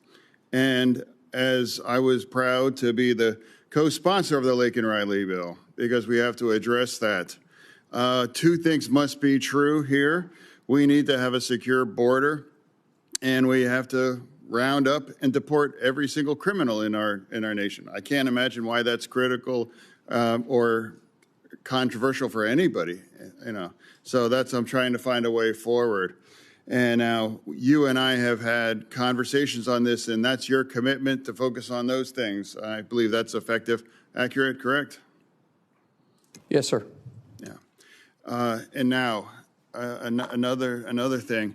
I know there's a lot of hard personal feelings here, and absolutely, it's terrible what's happened, and political violence. I mean, it's rampant. So now, but also, President O'Brien's here not for round two. He's here because he fully supports your amendment. Correct. Yeah, round three. Okay. Yeah. So it's about letting it go and moving on. And I've done that too. When I was in the hospital and things were touch and go, you know, I know there were unkind things said about me, but I can just say that it's better to just let it all go and to find a way forward. That's the time that we're in right now in our country on that. Now, people might describe you in those kinds of moments, but I'm going to describe you. We got a chance to get to know better when we joined a Codel to Turks and Caicos, correct? Yes, sir. Yeah, and we did that because Americans were looking at over a decade in prison because they had a couple random bullets in their luggage. And those Americans ran the gamut of a black grandmother from Florida, I believe, and Pennsylvania, that live in Western Pennsylvania that I did, and I was able to welcome him at the airport when he returned there. So that was about a commitment to working together. Imagine just because a couple random bullets, accidentally, they were looking at over a decade in prison. Now, we worked together, and now not one single American really faced that kinds of thing. So that's about committed to working together. So now, and also as a Democrat, you know, that I made me the only Democrat that refused to shutting our DHS down. You know, some people might say that that doesn't mean I have any less commitment to reform ICE. That's just categorically not true. But it's a strange devotion. I don't understand why you would shut the entire agency down just because you want those kind of reforms on ICE that has absolutely no impact on ICE and doesn't force any of those things. I refuse to do that, and I refuse to punish those union members that are working. And now especially parts of that, it's true. It's like the cybersecurity agency is part of DHS. Yes, sir. Yeah, and that's currently on the shutdown. And now 2 of the top agents of cyber attacks come from Iran and China. They must be elated to know that that part is all shut down, because that's part of this shutdown that does not bring any reform to ICE. You know, that I want any less than other Democrats, you know, here. The difference is I refuse to punish and make our nation less secure part of that. So for me, I came here and I committed to come here with an open mind, and I'm going to continue to do that.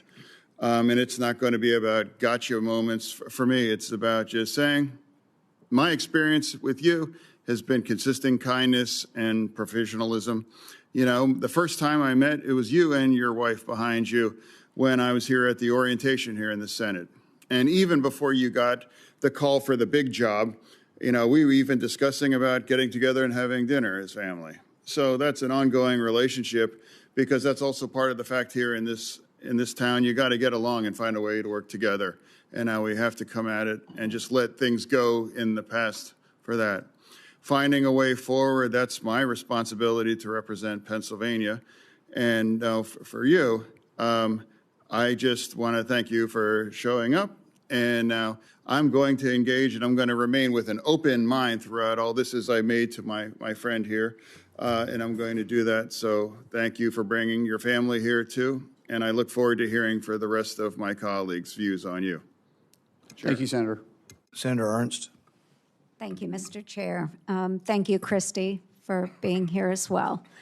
Senator Mullin, I have to say, I'm just going to be blunt, very honest with you. I hope that the president is watching. I am going to say to the president, I am really upset that he has made your nomination. Why? Because I will be losing from the Senate one of the best friends that I have here, truly. But in that same accord, I am so grateful to the president for making your nomination to Department of Homeland Security. So we've had a lot of discussion here. I know, just as Senator Fetterman said, there are a lot of differences and opinions on the politics surrounding DHS. And Senator Fetterman mentioned that he grieves for all of those that we have lost. Those protesters, we grieve the loss of young women, young men that we have seen at the hands of those that have migrated illegally into the United States of America. We grieve them all, and I think we can acknowledge that. And it's important that we do that. We're in really trying times right now. And one of the things that I want to focus on right now is the bipartisanship that you have had with so many members in the House, in the Senate, the relationships that you have outside of this body, because I think it's really important, because we get in the political fights all the time, and we're all trying to score points back and forth. Bipartisanship is not very sexy, but I think we need a lot more of it. So Josh Gottheimer was here today. I respect him so much. And the fact that you remain friends today is incredibly important. I noticed you also gave Joe Kennedy a shout out. So I sent him a picture I took of you from the dais because I know Joe really well as well. There are so many relationships that we have in this body, and I wish more people would see that we have those relationships. We carry them in our hearts. It means we're better people because we open our minds to listen. And to that point, I want to thank you, Mr. O'Brien, for being here as well. Because what started out as a very big difference between you and Mr. O'Brien, you found a way to both of you come together to share thoughts and ideas and turn something really good out of that discourse. And I think more people need to learn how to do that. And so to all my friends sitting here in the dais and those that are watching, is that this is how America works, where we're able to take differences and come together and not just shout at one another, but come together and figure out a way forward. That's what makes this country such an incredibly brilliant country, is that we can recognize those differences. So I want to talk a little bit about a trip that we took last year. So many folks know that you serve on armed services. I serve on armed services. We do congressional delegation visits. And a little over a year ago, or about a year ago, Senator Mullin led a congressional delegation visit into a country that had not been visited by an official delegation trip in 15 years. Along on that trip, I was also there. Chairman Smith was on this trip as well as Democrat Jimmy Panetta of California. We went to Syria. We sat down with the president there, al-Shara, for his first official visit from the United States of America. Now, a lot of people will say, he was a member of al-Qaeda.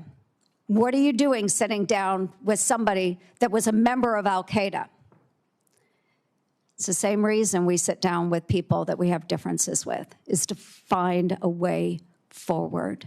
So, Senator Mullin, I would like you to talk a little bit about that trip and why you believed it was important that we do that. Thank you. Thank you, Senator. You're right. The president of Syria wasn't really somebody we should have a lot of common ground with. And we actually talked about that. Him and I talked about that. Had a very blunt relationship about it. But the fact is, our world is different. And there's different leaders for different countries and different places. And you have to understand the region and the area they're in. We're not in the business of necessarily picking the leaders, but when we do, hopefully there's a way that we can work it out. And if you remember the president at the time, he said, when I was younger, I was fed a lot of propaganda. And I'm paraphrasing this. He says, but when I was in American prison in Iraq, he started looking at things different. And then he also went on to say, yes, I was affiliated with al-Qaeda, but it's much like you guys being affiliated with Russia. It was interesting to me knowing how you went through the history. He said, it's much like you guys being affiliated with Russia and China in World War II, and look where you're at today. Sometimes in war, when we're fighting for our country, I left Iraq and came back and fought for Syria because that's my home. We have the most diverse population in the history of the world in Damascus.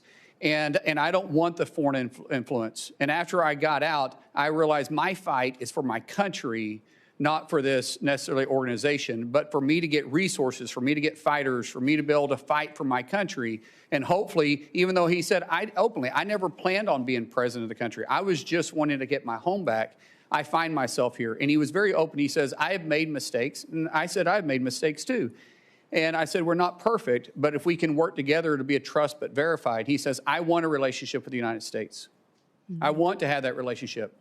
That's not common for somebody with al-Qaeda ties. That's somebody that says, yes, my past is my past, but I'm looking to the future. And I think we all have past. In past, we can learn from. We learn from successes and failures in our past. But if we can grab the past that we made a mistake on and say, yeah, that's a mistake, I'm not going to make it again, that's a lesson. That's where wisdom comes from. If you can also learn from your successes, then that's also where wisdom comes from, and that's considered someone that has the potential to be a leader. And I would rather work with those leaders like that than to continue to see the civil war that was going on, and in some cases still going on in Syria. Yes, and thank you. And I just use this because my time has expired, just to demonstrate how we all have such significant differences. We can come from different backgrounds, but I've been on a lot of congressional delegation visits, folks, a lot in the 12 years that I've been here.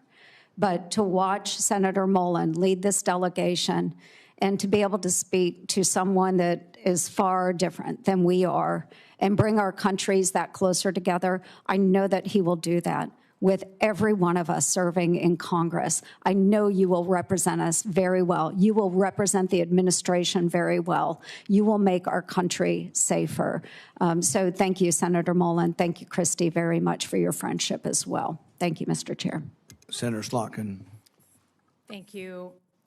Thanks for being here. Thanks for our conversation yesterday. I want to just actually add on to what Senator Langford was saying and just focus on the attack we had at a temple that's very close to my heart in Michigan, a place I know well. Last week, we had an anti-Semitic attack meant to terrorize not just that synagogue, but the entire Jewish community. And I think the light is really blinking red. And that is the feeling for the Jewish community. And just as an objective statement, the Jewish community is 10 times more likely to be the victim of a hate crime than all other religious groups combined. That's not a political statement. That's a factual statement from FBI data. We talked about the need to work together. The Jewish community is spending about $1 billion a year privately securing their own institutions.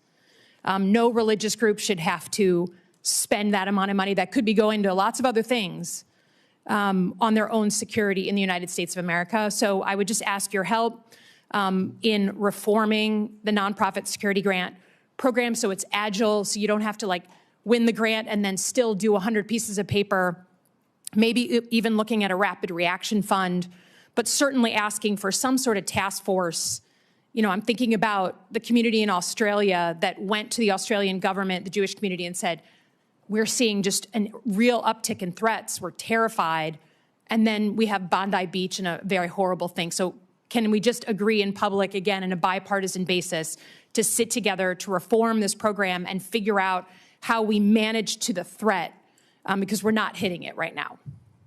Senator, you have a wealth of knowledge from your service in the intel community, and you will know this issue probably better than me. And so I would welcome the opportunity to sit down and talk to you, figure out what we need to do. I know this is very personal to you, and that's great. We may have some differences on some political views, but this isn't one. You and I will be, laser focused and get this resolved if it's possible. But yes, I would absolutely welcome an opportunity to work with you on this. Great, I appreciate that. I think, in general, your position or your future position as Secretary of Homeland Security sits at like the fulcrum of these big issues we're having as a country. Just big cultural issues. The use of law enforcement in our streets and where our rights begin and end, and then our elections, our democracy.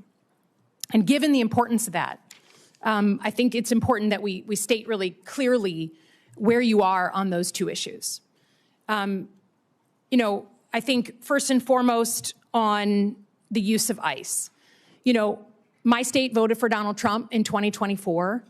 A lot of people supported the president's immigration agenda, but then they watched with their own eyes, not filtered through a news source. They watched with their own eyes American citizens killed in their streets for protesting. They saw children caught in the crossfire and being tear gassed. They saw people randomly being pulled out of their cars and walking down the streets because they happened to look like they could be an immigrant and checked for their papers, which for many of us has a real history.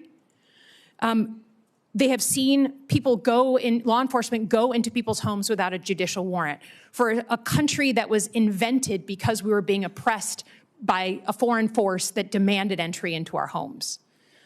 So you say you don't want ICE in the news. You say you want to rebuild trust. Your predecessor was fired because she couldn't manage that, and people had to go in and bring the temperature down. Can you, without other words, just state clearly what you'd be willing to do to fundamentally reform ICE and put into law to do so, since that trust is gone? Ma'am, as you know, I can't make the law. You guys make that for me. But you're going to be the secretary. Yes, I agree, but I can't make the law. I can work within the parameters. But tell us what you'd be willing to put into law. So let's Right now, the law that I work into is your guys' decision. We'll work through that. But I do believe there is a better approach. And I think working with municipalities, I would love to see ICE become a transport more than the front line. If we can get back into just simply working with law enforcement, we're going to them and we're picking up these criminals from their jail. One, we're going to reimburse them for having the person there.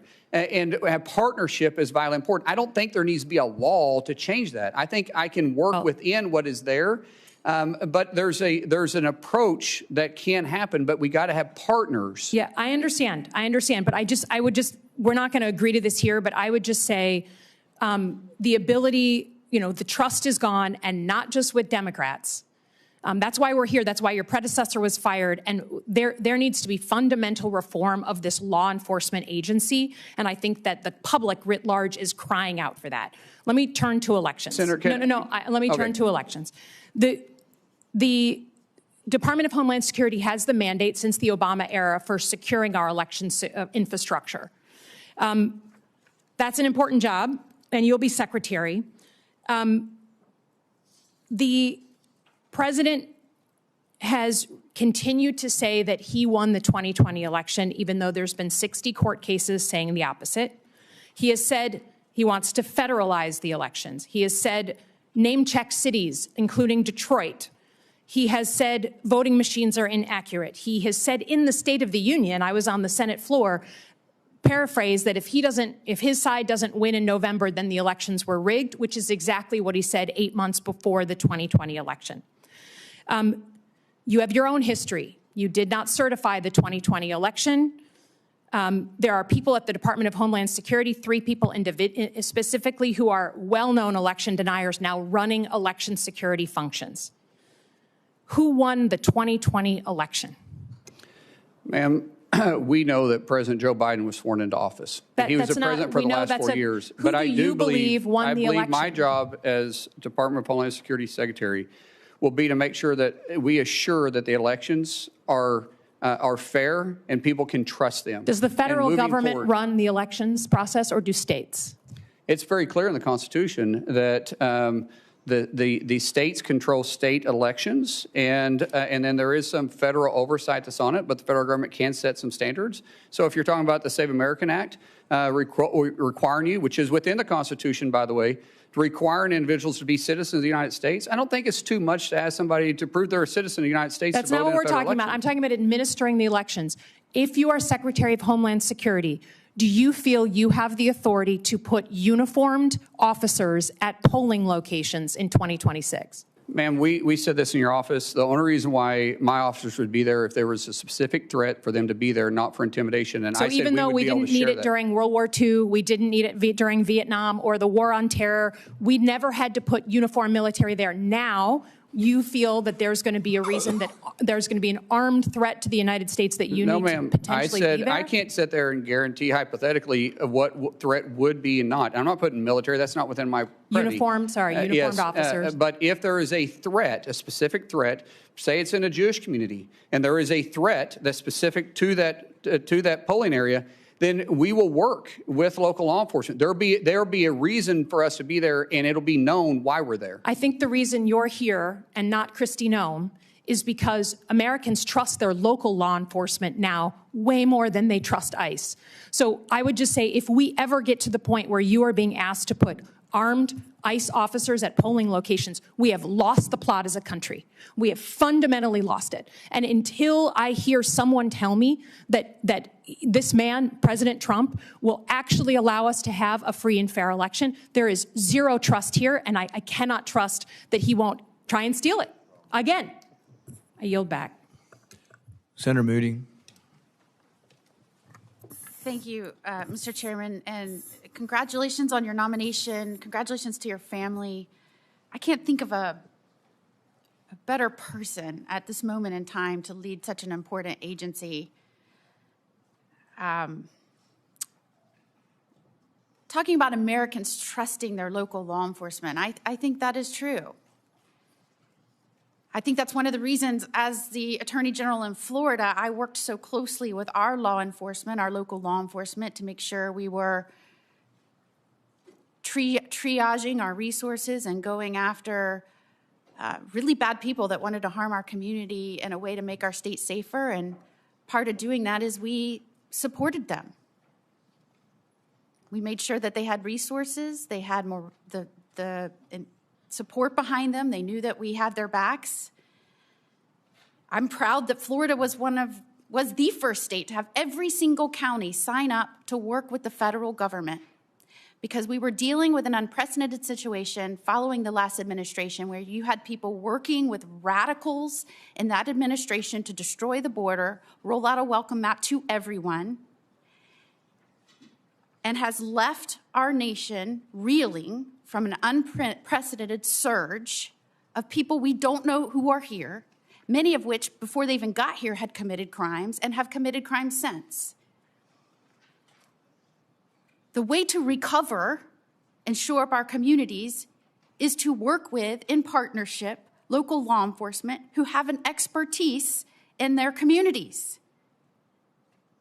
And it is disheartening to me, not just as a former attorney general or as a former prosecutor, but as the wife of a law enforcement officer and someone that worked very closely with them, it wrecks me to hear them refer to law enforcement in general, especially some of the men and women that serve currently in the Department of Homeland Security, as breaking into people's homes and shooting Americans. And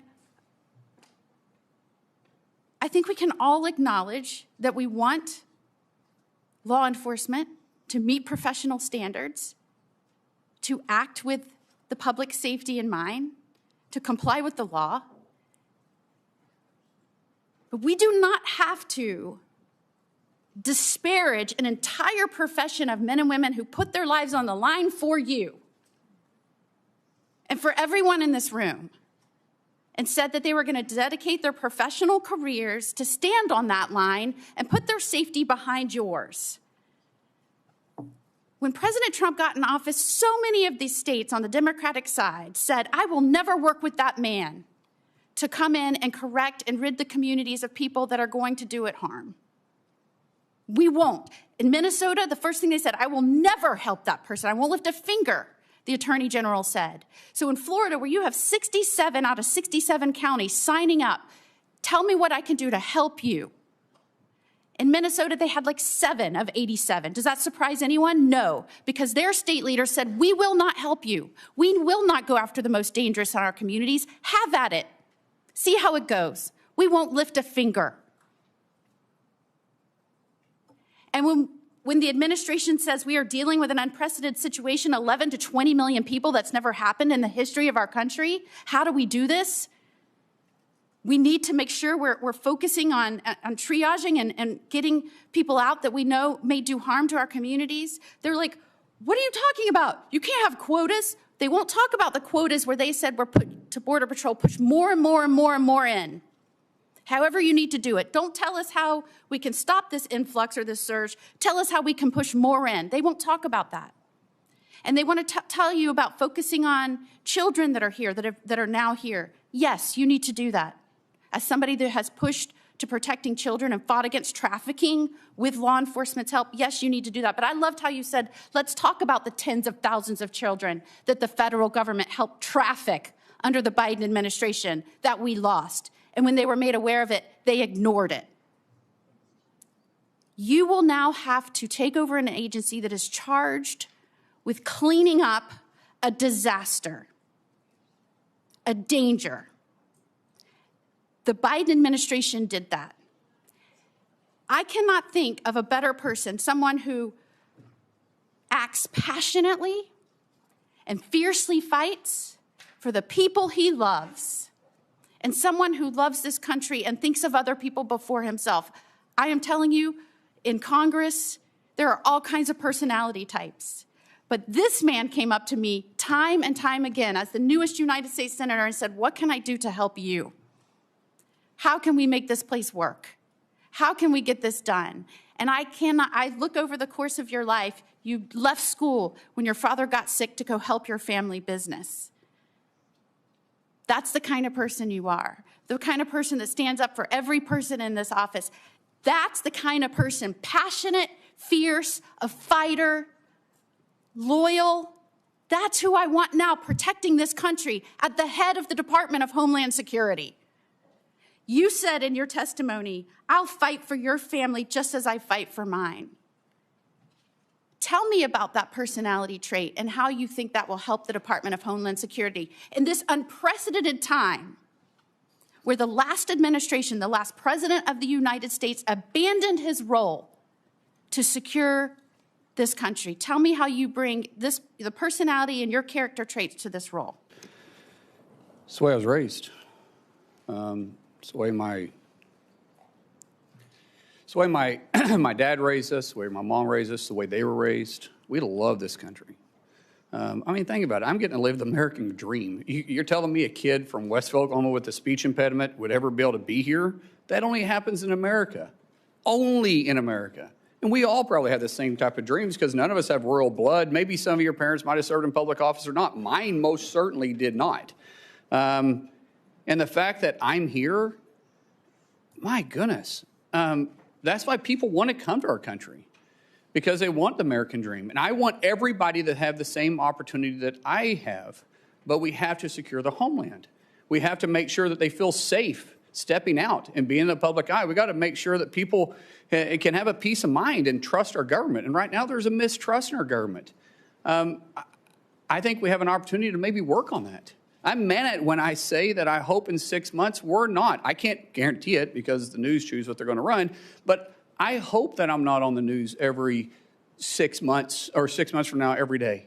I hope DHS is just able to be laser focused on doing their job and isn't controversial about taking care of the homeland. I hope people have confidence in our agency again. And I'm going to work every day to restore that. And you'll bring that same passion and zeal and protective instinct to protect every family and every community, working with local law enforcement because they know how to approach in a safe manner their communities. Nobody will take care of their backyard better than the individual. Senator Gallego. Thank you, Chairman. Oh, neighbor, how you doing? Easy day. Hey, brother. Good to see you.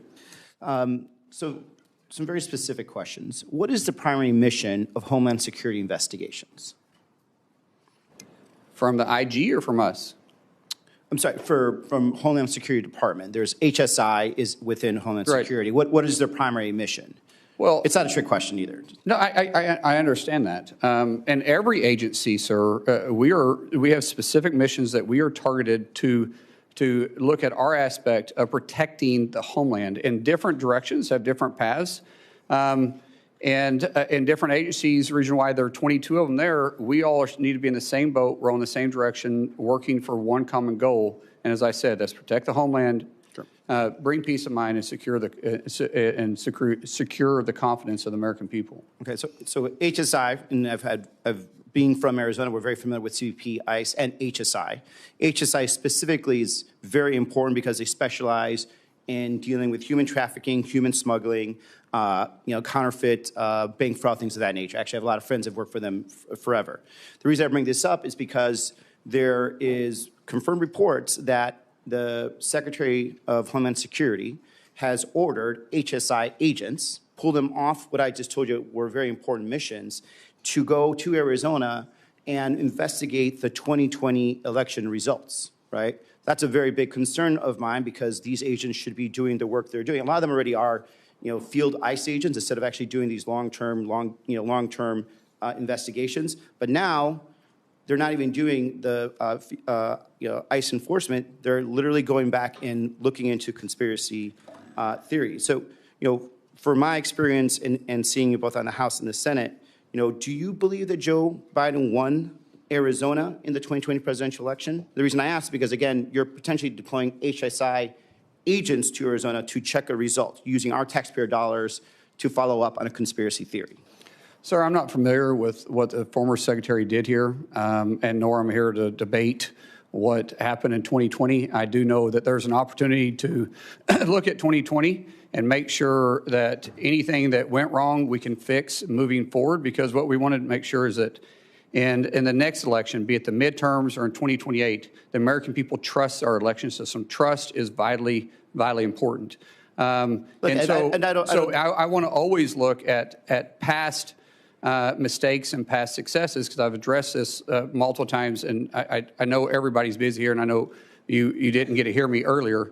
But Senator, I think we can always do better, and I want to do that. Just like you and I, we've worked on immigration issues before, but because we both know we can do it better. But you're talking about perspective. I'm talking about going back, and the fact that we're using Homeland Security funds, investigators that should be using their time and value more to check onto something that, by the way, had multiple independent audits, even one run by the Senate Republican and Senate State House representatives that passed, accuracy tests, hand counts, 14 court cases that were confirmed that Biden won in my state. And so when I have personal friends that are HSI agents, friends that I know are telling me they are now being diverted from their duties, and what they're doing is they're instead of investigating child sex trafficking, child abusers, drug traffickers, which I don't disagree, we have not been doing the best at, and certainly I think a lot of that was under the Biden administration, did not do that sufficiently. But now instead of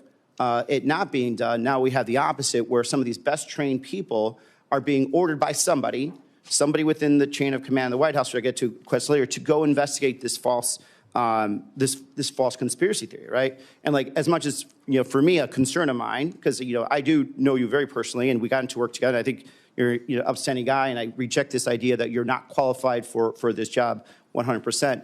But when it comes to something as existential as this, that's when I have to start questioning, like, are you going to be in charge of a department that's going to say, you know what, HSI should not be used for this? As a matter of fact, no one in the Department of Homeland Security should be used to do and investigate an election conspiracy.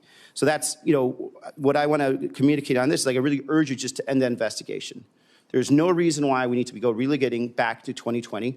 There certainly isn't any reason why we should be using these highly trained professionals that should be going after some horrible people to be investigating conspiracy theories that have been litigated multiple times and put them back where they were. Moving on from there, my other concern is something that I saw, with the previous secretary, and something that I've seen in myself in my time in the Marines, is that a chain of command is very important.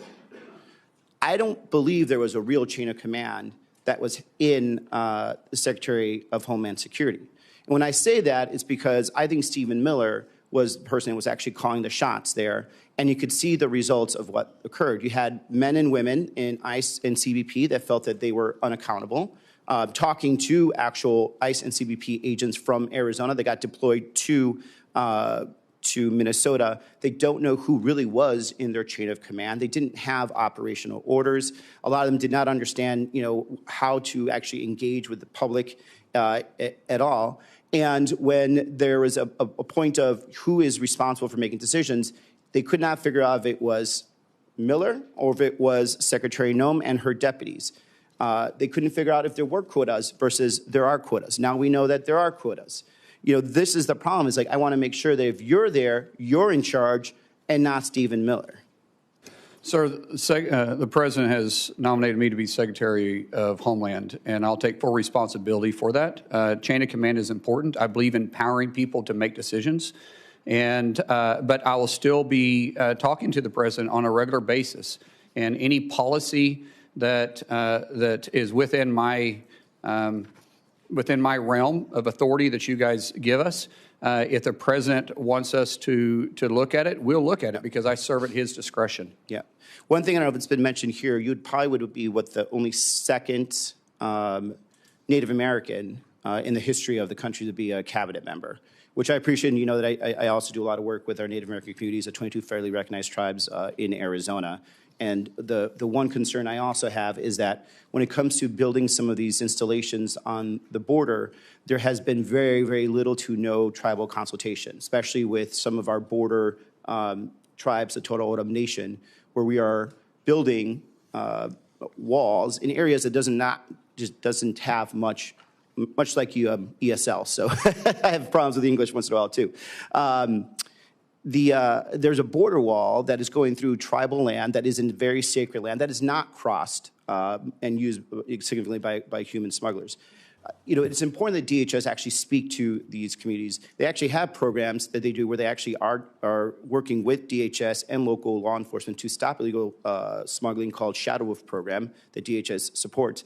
But this last administration in DHS did not talk to them whatsoever. Did not talk about, did not even give the vague idea of tribal consultation, and now they're just building into some areas that has, unfortunately, some burials of some of their the people from their tribe. And so I think it's important that we reestablish tribal sovereignty, and I hope because of your background you'll understand and appreciate that. I respect tribal sovereignty, and there's a lot of technology. Now, we do have a job to secure the border, but we will work with tribal nations, because there's other ways to have a physical barrier where you can have technology there too. And I don't think anybody would complain about that. But yes, you know my background. We have worked on tribal issues a lot, and I appreciate your passion. And I have a lot of good friends in Arizona with tribes that have that we've been on have good relationships with. And these tribal nations would absolutely work with you as long as they felt that there was the respect and also respect for the land, because we have a history of that. And Mr. Chairman, I'm up. I can. We're going to come back around if you have a question. Thank you. Senator Hawley. Thank you, Mr. Chairman. Senator Mullin, welcome to the committee. I see you have some supporters with you today. Chairman Smith, good to see you. My friend Sean O'Brien is here. I want the record to reflect that my money was always on O'Brien. I just want that noted. I want it noted for the record. Senator Mullin, let me ask you this. In your own words, could you tell us just in capsule form, what is it that DHS, what's the mission of DHS as you understand it, as you would put it, as you would explain it? Quite simply, it's simple: to protect the homeland. Very good. To protect the homeland. Okay, let me ask you this. 10 days ago, there was a shooting at Old Dominion University that left one person dead, 2 people critically injured. The gunman had potential terrorist ties. Is this a good time for the Department of Homeland Security to be shut down and unfunded? It's the worst time, and keep in mind, we just came up a 43-day shutdown, and this is a third time in a year, and it's devastating to the morale of the men and women we have tasked to take care of all of us, all the homeland, regardless if it's a blue state or it's a red state. We have to look at it all the same, and they have that mission mindset, but they don't have the pay to follow it up. A few days before that, 2 individuals attempted to detonate bombs in New York City in a way that would cause mass civilian casualties. Both of those individuals have potential terrorist connections. In light of that, is it a good time for DHS to be shut down? Sir, I think with the current conditions, this is the worst time we could possibly do it. A few days before that, in Austin, Texas, 3 people were fatally shot outside of a bar there when a gunman opened fire in the early hours of a Sunday morning. That gunman also had potential terrorist ties, and yet DHS is shut down. Just a week ago, a gunman loaded his truck with incendiary devices and rammed it into the Temple Israel Synagogue outside Detroit, Michigan. As I'm sure you know, 40 law enforcement officers, 40, had to get emergency medical attention. It's a miracle. By the grace of God, nobody was killed except for the gunman. But 40 individuals had to get medical attention, and yet DHS is still shut down. Let me just ask you this.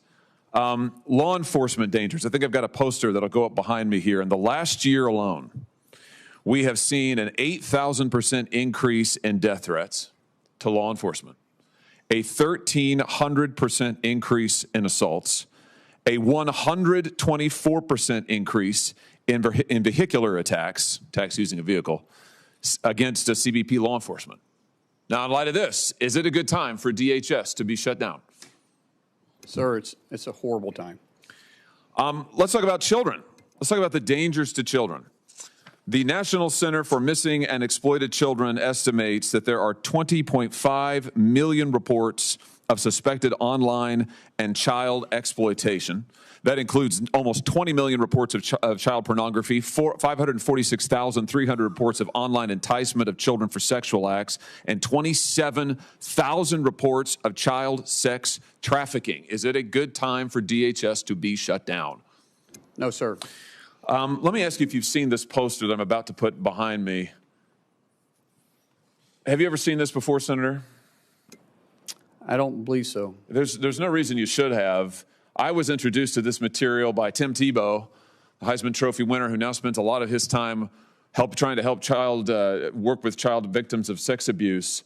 This poster reflects every individual IP address in the United States in about a 1-month period that was sharing, distributing, posting, or trading child sex abuse material or child pornography of some form. You want to guess how many points there are on that map?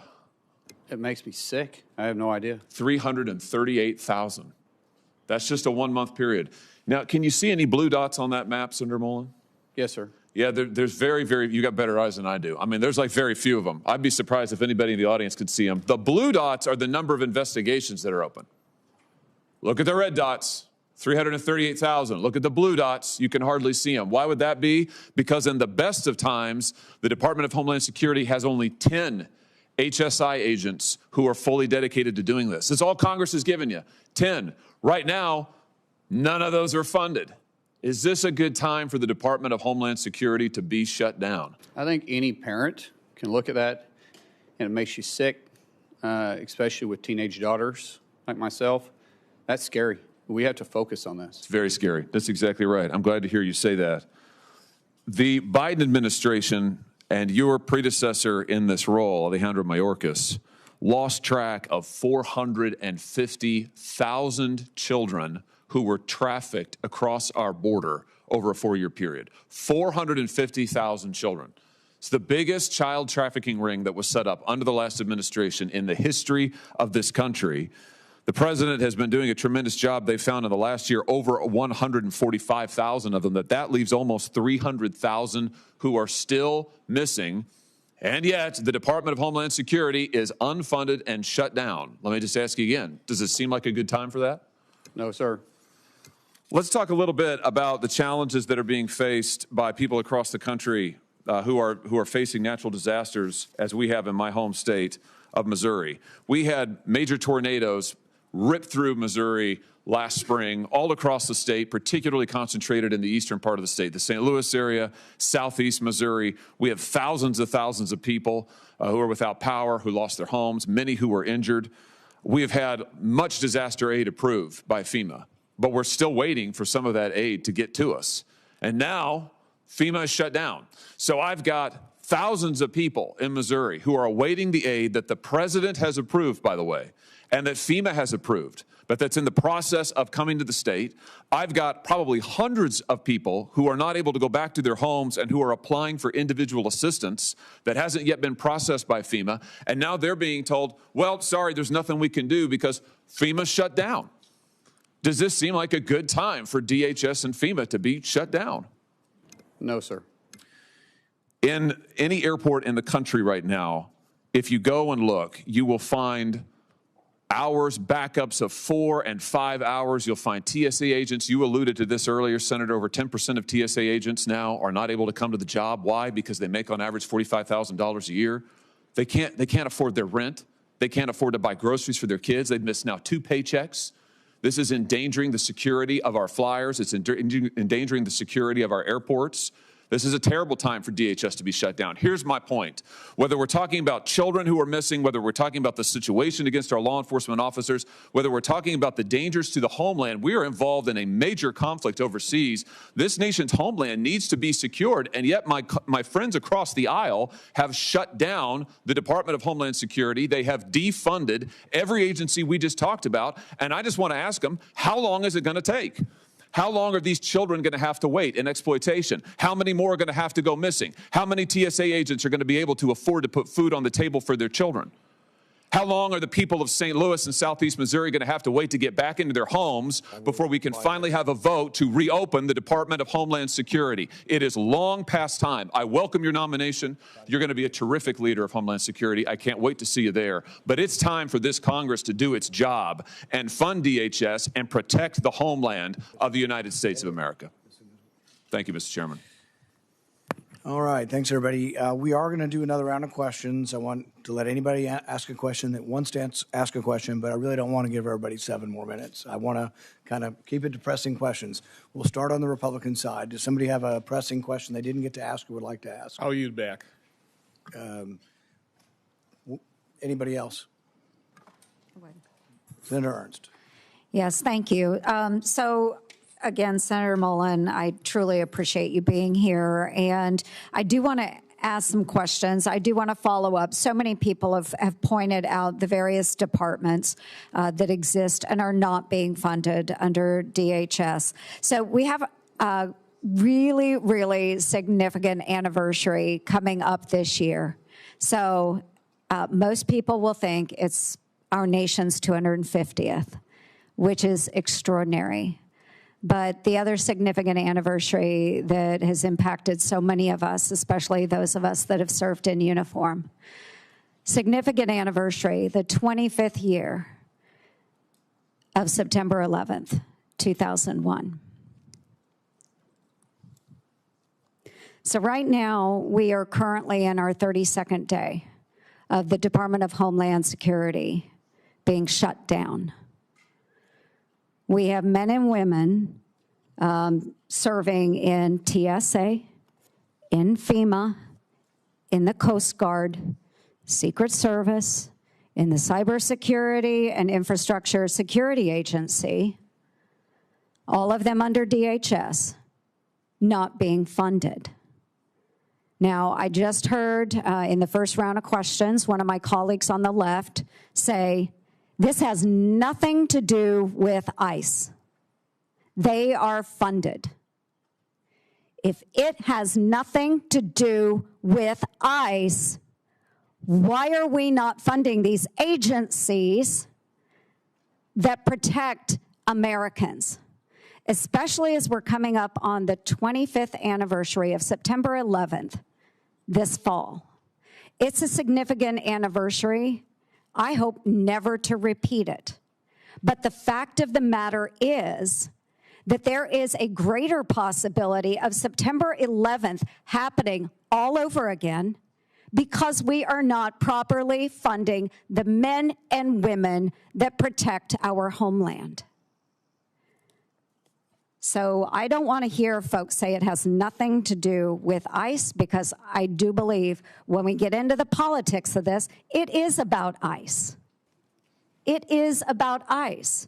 So I would love for my friends on the left to acknowledge it's about ICE, but acknowledge that protecting our homeland is much more important than the politics of this. So, yes, question. Senator Mullin, do you think it's time to set aside the partisan politics and partisan games and fund DHS as a whole so that the department can be fully functioning to protect Americans, especially as we are approaching this fall, the 25th anniversary on one of the greatest attacks that we have ever seen on our homeland? Yes, Senator. I look at this as a political theater that we're playing games with, and we're risking people's lives, and we're disturbing people's lives. As I stated earlier, we have 280,000 employees in DHS that's still on the job, still working, still keeping us safe without pay. I don't know how in good conscience you could sit there and think that's okay. It is not okay, and I look forward to your leadership at Department of Homeland Security. Thank you, Senator Mullin. I yield back. Senator Peters. Yeah, I have a couple questions for Yes, you, Senator Mullin. But before that, I just want to clarify what we're hearing about funding for Homeland Security. I think the political theater has been on the Republican side, because there is really no debate with any of my Democratic colleagues that we need to fully fund FEMA, that we need to fully fund the Coast Guard. We need to fully fund CISA, to fund all of those other areas. The TSA folks all should be fully funded. But unfortunately, my Republican colleagues who control the floor, you are in the majority, you determine which bills go on the floor and which ones are up for a vote. The way we can do that so we don't have a floor vote is we can go and move by unanimous consent and move a bill and say, is there anybody that objects to this bill? And if they don't object, it immediately is passed. That's the procedure. So folks at home watching this, we have bills that will immediately pass and could pass today. We have put on the floor bills to fully fund TSA. And my Republican colleagues have objected. I heard all this support for TSA today, so I hope you tell your colleagues, don't object to the TSA funding bill. Please don't do that. We could pass it today. God, that would be great. But we heard a lot of theater, all this stuff. FEMA, pass it today. Coast Guard, pass it today. CISA, cybersecurity, pass it today. So as the nominee for Homeland Security, I would hope you would tell your colleagues, boy, this is really important. Don't object to the bill that allows us to pay for this. Now, granted, the CBP and ICE are not in there because we are around negotiating about making sure that there are guardrails in place so that local or that federal agents have to abide by the same rules as local police. You know, when I go home and I say that, everybody says, really? They don't have to do that now? I'm like, no. But Republicans are going to hold TSA hostage. They're going to hold Coast Guard hostage. They're going to hold FEMA, CISA. They're going to hold it all hostage because they don't want to give any ground on making sure we just have common sense guidelines. We have a solution for that. Pass the bills for all of these other agencies. Pass them. They can happen today. We've tried for the last 2 weeks, and my Republican colleagues object. Don't object anymore. And then let's focus on trying to come together. And I appreciate your comments about how we come together. Let's come together and figure out how we put common sense guidelines in place for federal agents that are operating in our communities. You've expressed an interest in doing that today, and I take you at your word for that. So let's do that. But let's not make TSA a hostage in this whole thing. Let's pass the bills. We can do it. So I heard it. I heard HSI funding from one of my colleagues here. I want to be clear, HSI is funded because both CBP and ICE are fully funded because of the big bill that passed last year. So that funding isn't even in jeopardy. What's in jeopardy, we can fix today. All the things that are not being funded, we can fund today. And every single Democrat is for it. There's only one Republican. It only takes one Republican to object, and apparently that keeps happening. I'd talk to that one Republican and say, stop objecting to this. If you truly all believe in that, stop objecting to it. HSI is getting money now because of the big bill. But what's the problem with HSI? And I agree with my colleague with child exploitation. I'm going to be at the top of the list when it comes to making sure we're doing as much as we can to stop that. But unfortunately, this administration has actually transferred all those HSI people to immigration enforcement. They're not even doing what they were supposed to be doing. So I would hope if you are confirmed, you will bring those folks back to their role that my colleague says is so important, which I agree with. But why did the administration send them off to immigration work then? Apparently, the administration doesn't think it's as important as my colleague. And I just want to wrap up here. Questions that we had related to your bio. And the biography is important. And it's important that we fully understand how you're presenting yourself. And if there are any ambiguities, we want to work that out. On March 11th, I sent you a letter asking for information about any activity related to any special assignment, which you talked about here today, that you have been involved in. There was no exception for official travel or any of that. We just asked any of these special assignments that you have talked about. You responded to the committee in that letter by saying my voluntary work included special assignments outside of DOD, was that I offered support and mentorship from a Christian perspective to both Afghans that supported our efforts and other personnel that served in war zones. You stated your special assignments occurred intermittently between 2006 and 11. My letter did not exclude official travel, and it also gave you explicit instructions in that letter for providing classified information, how we could do that, and do it in a way that protects that classified information. You didn't provide any of that. And today is the first time that I'm hearing about your classified activities from 2015 to 16. Quite frankly, as we've had these conversations, you have not been forthcoming with me or this committee. The story always seems to evolve, to kind of change.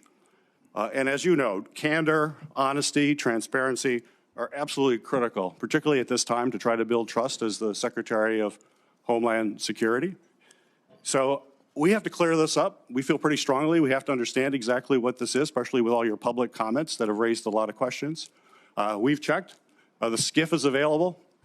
We're going to go in the, we would love to have you come to the SCIF and tell us exactly what you're talking about. I think that'll put my colleagues' mind at peace. Would you be willing to go to the SCIF this afternoon and tell us the classified activities you're talking about? Sir, I think this committee made it very clear with the paperwork they gave me that I do not have to disclose my my official travel. That was part of the documents.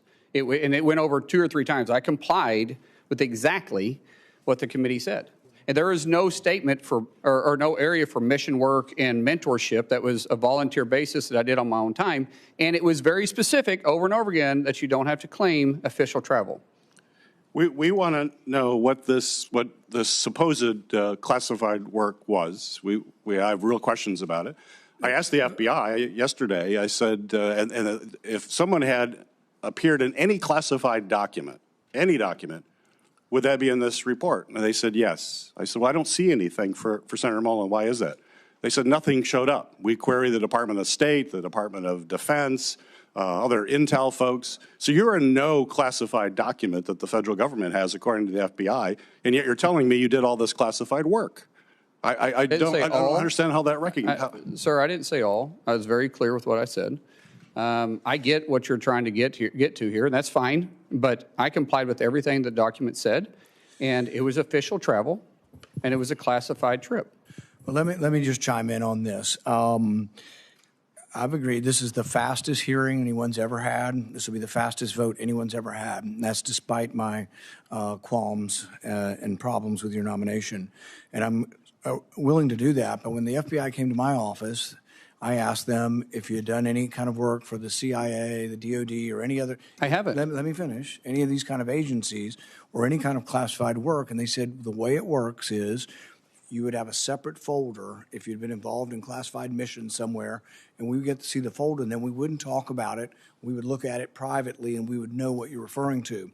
So it's confusing to us because there may have been some papers that said your official trips were excluded. I don't know which ones were and weren't, but you've now mentioned today that you have activities you've done. And so I think it would be easy, and I'm still willing to have the vote tomorrow, but I can cancel the vote tomorrow. I'm still willing to have the vote, get this done, and get it over with.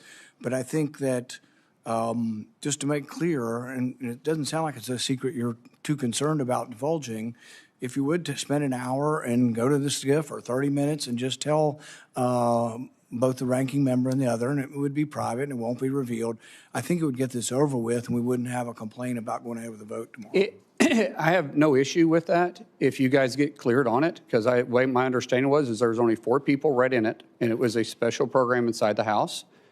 Just like I wasn't on Intel at the time, I'm not saying I was, but I have no issue with that at all. I would welcome being brought up. It was very unique, and it was that fun. would be on you. We're not going to try to figure out who the 4 people are and whether we can have approval to it.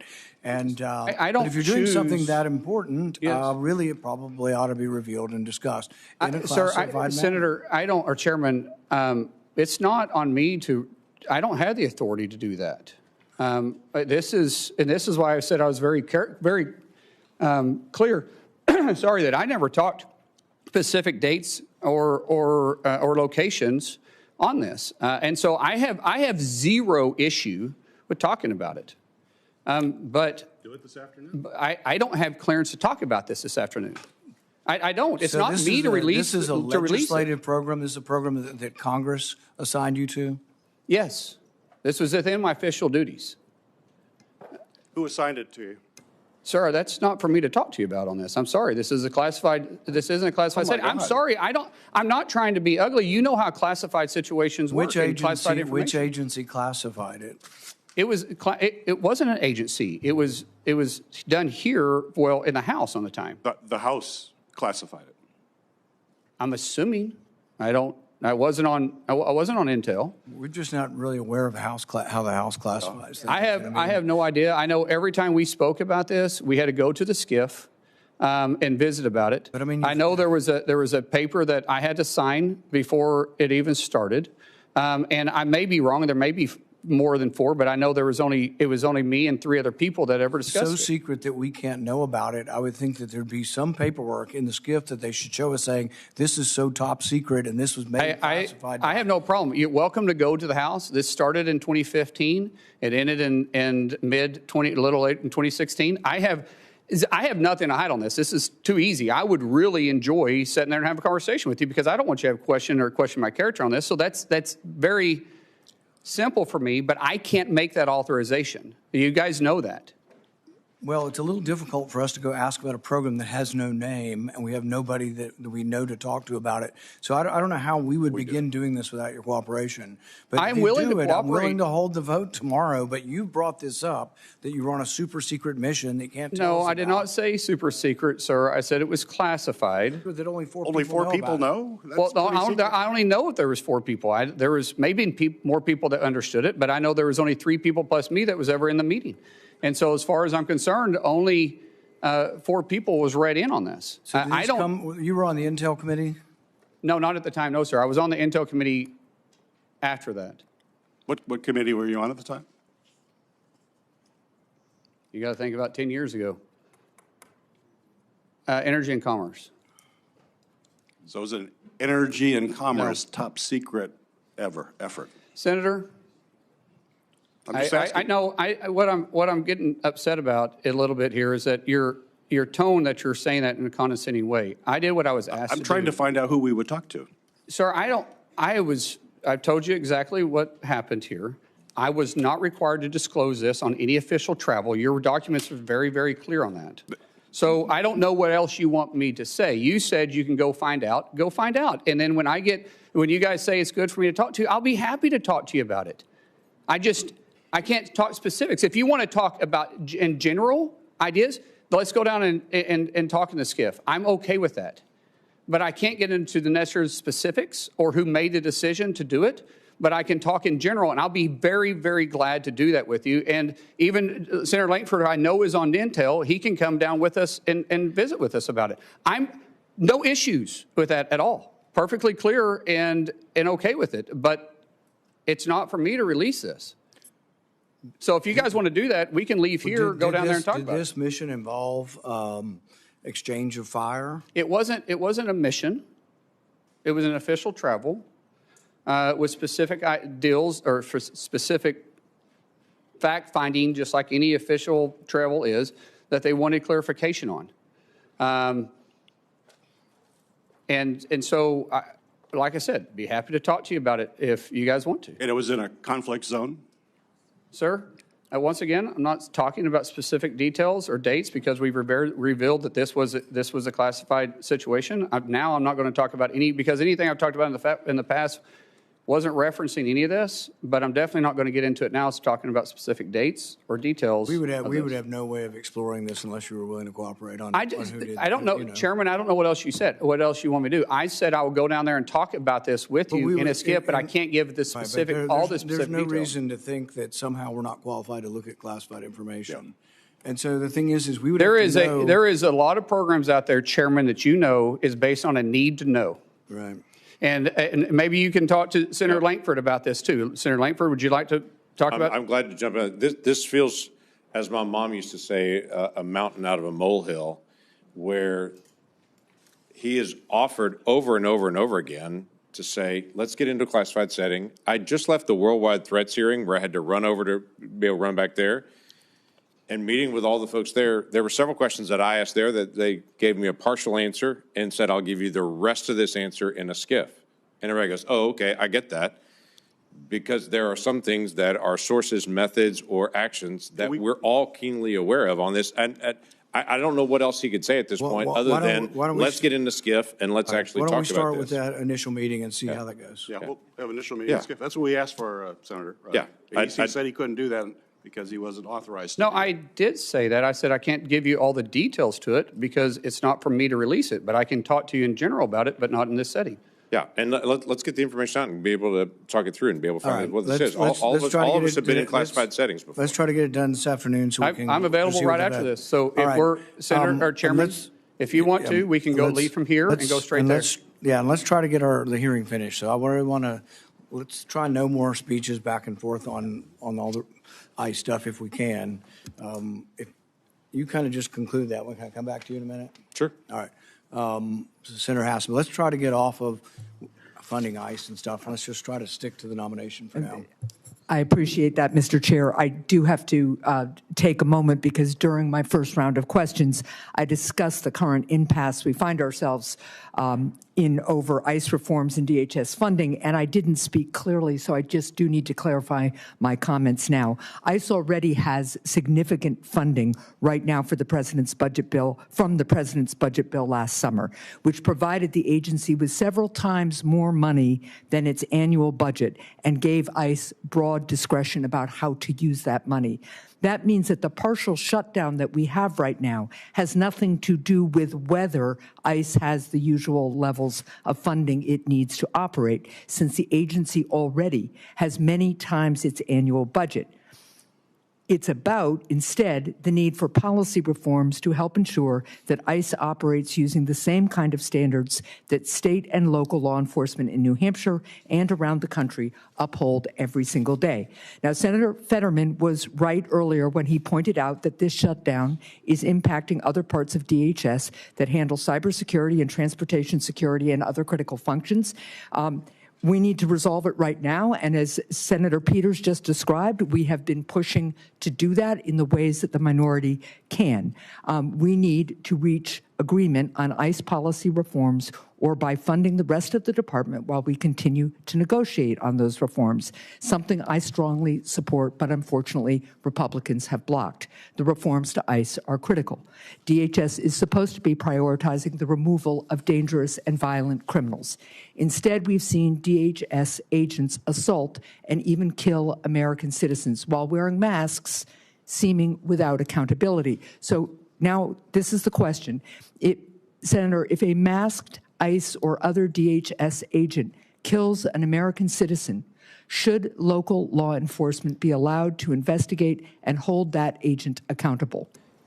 Unfortunately, local law enforcement isn't supposed to be investigating federal. That's what DOJ and FBI is for. Now, we will communicate with local law enforcement, but that's not their job. FBI, it's just same thing if in most municipalities, if there's a fatality shooting, there's another agency that oversees them. And in this case, it'd be the FBI who is set up inside the DOJ to investigate those. So you've answered no, and your answer would make ICE unaccountable, and that endangers not just the rule of law, but also the security of all Americans. I wanted to get to one other question. During the past year, DHS leadership cut CISA's expert workforce by nearly a third. Meanwhile, adversaries and criminal syndicates are accelerating their cyber attacks against the United States. How do you plan to restore DHS's cybersecurity force and better secure our critical infrastructure from cyber attacks? Man, we've got to recruit the right people, but the best and brightest individuals in those areas. I know the University of Tulsa has a great program.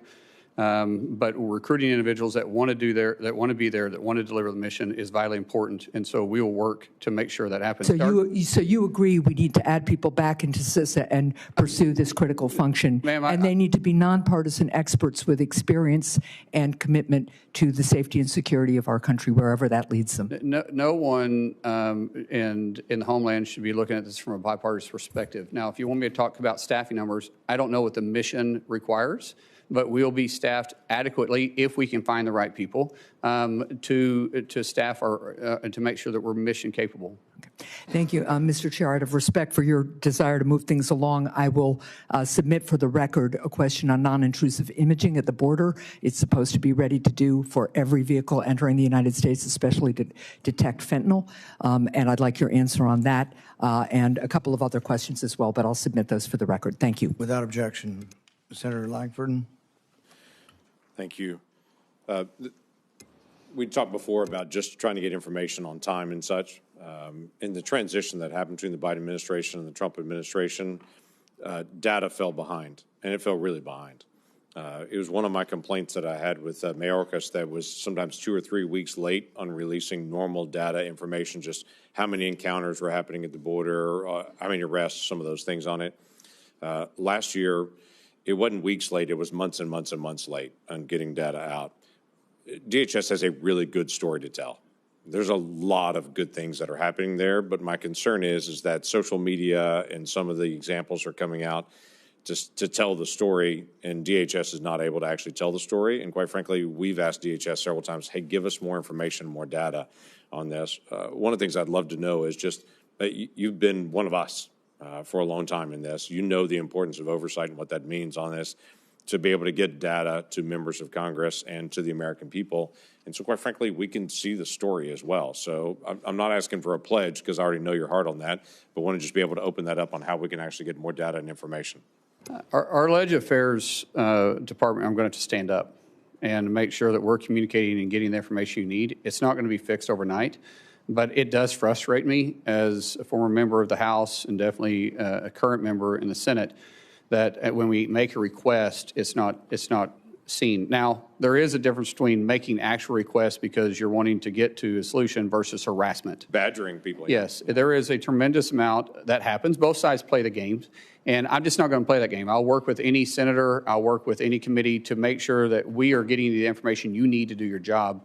But just for harassment purposes, don't, please, I ask you, if you want me to do my job and do it right and be transparent with you, don't play games with me either, because, and if you have real concerns, like I said, everybody on this committee, and really for our colleagues for that matter, have my personal cell phone. And that number, I have no intentions of changing it unless somebody leaks it.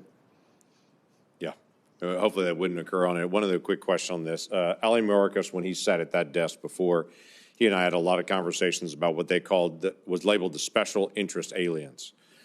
These are folks that come from known areas of terrorism, but we didn't have any information on them specifically, and so the Biden administration just let them in. They may say, well, we know somebody in your family as acts of terrorism, but it's not you, so they just labeled them special interest aliens and released them into the country. That we know of about 70,000 of those individuals. The Trump administration in the last year and a couple of months has picked up 50,000 of those. That's part of this enforcement that's out there to be able to identify folks that I've been ringing the bell on over and over and over again, saying, why are we letting people in that we literally say, yeah, they could be a terrorist, they could not be a terrorist, we don't know. Somebody in their family is, but we don't know them if they are on it. So they were just released into the country on that and given that label. In fact, I was told, we'll keep watching them, but when I went to the FBI and asked them directly, they were like, there's no way we can track 70,000 people. So there's been a lot of good work to be able to try to identify where those people went, who they're associating with here in the United States on it, and then removing them from the United States. There's still about 20,000 left. Love to be able to get your promise to say, we're not going to quit. We're going to continue to be able to find folks that were just allowed to come in the country that may be a terrorist and may not be a terrorist, we don't know, but to be able to go identify those folks and make sure that American people are protected. Absolutely. Yeah, thank you. We're almost done. We have two people left who haven't responded this round. We've had a lot of debate over ICE funding. I hope we can ask just some specific questions to the nominee. I can't control what you ask, but that's my hope. Senator Blumenthal. Thanks, Mr. Chairman. Senator Mullin, just months before the war with Iran began, the Trump administration negotiated a back-channel agreement, a deal with the Islamic Republic to deport Iranian nationals, including asylum seekers, dissidents. There have been public reports about it. CNN on January 26, 2026. New York Times reported it in a couple of articles in September and December, that flights in around that time deported tens of those kinds of Iranian nationals back to Iran as part of this secret agreement.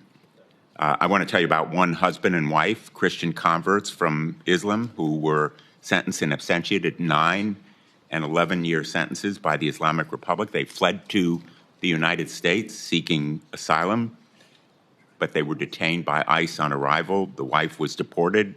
She managed to take refuge in Turkey. The husband, I'll call him Mr. H, is still here, but he's facing deportation despite showing scars from the beating he received by a government gang. I have both of their declarations. I'd like them to be entered in the record. There are Iranian American organizations like the Iranian American Legal Defense Fund that have further information. I have no doubt that you share my outrage about the treatment of this couple and other Iranian nationals who were deported possibly to torture and death in Iran. Will you agree with me and commit that we should stop deporting such people? Ma'am, sir, I don't know the specifics behind this. I think before I can talk about in hypotheticals, I would need to know what the reasons behind it, but I don't want to deport anybody that's here illegally, or here legally, I mean. And most definitely not individuals that have done everything possible to be a contributor to society. But in these specific cases, I don't know. I'm not familiar with them.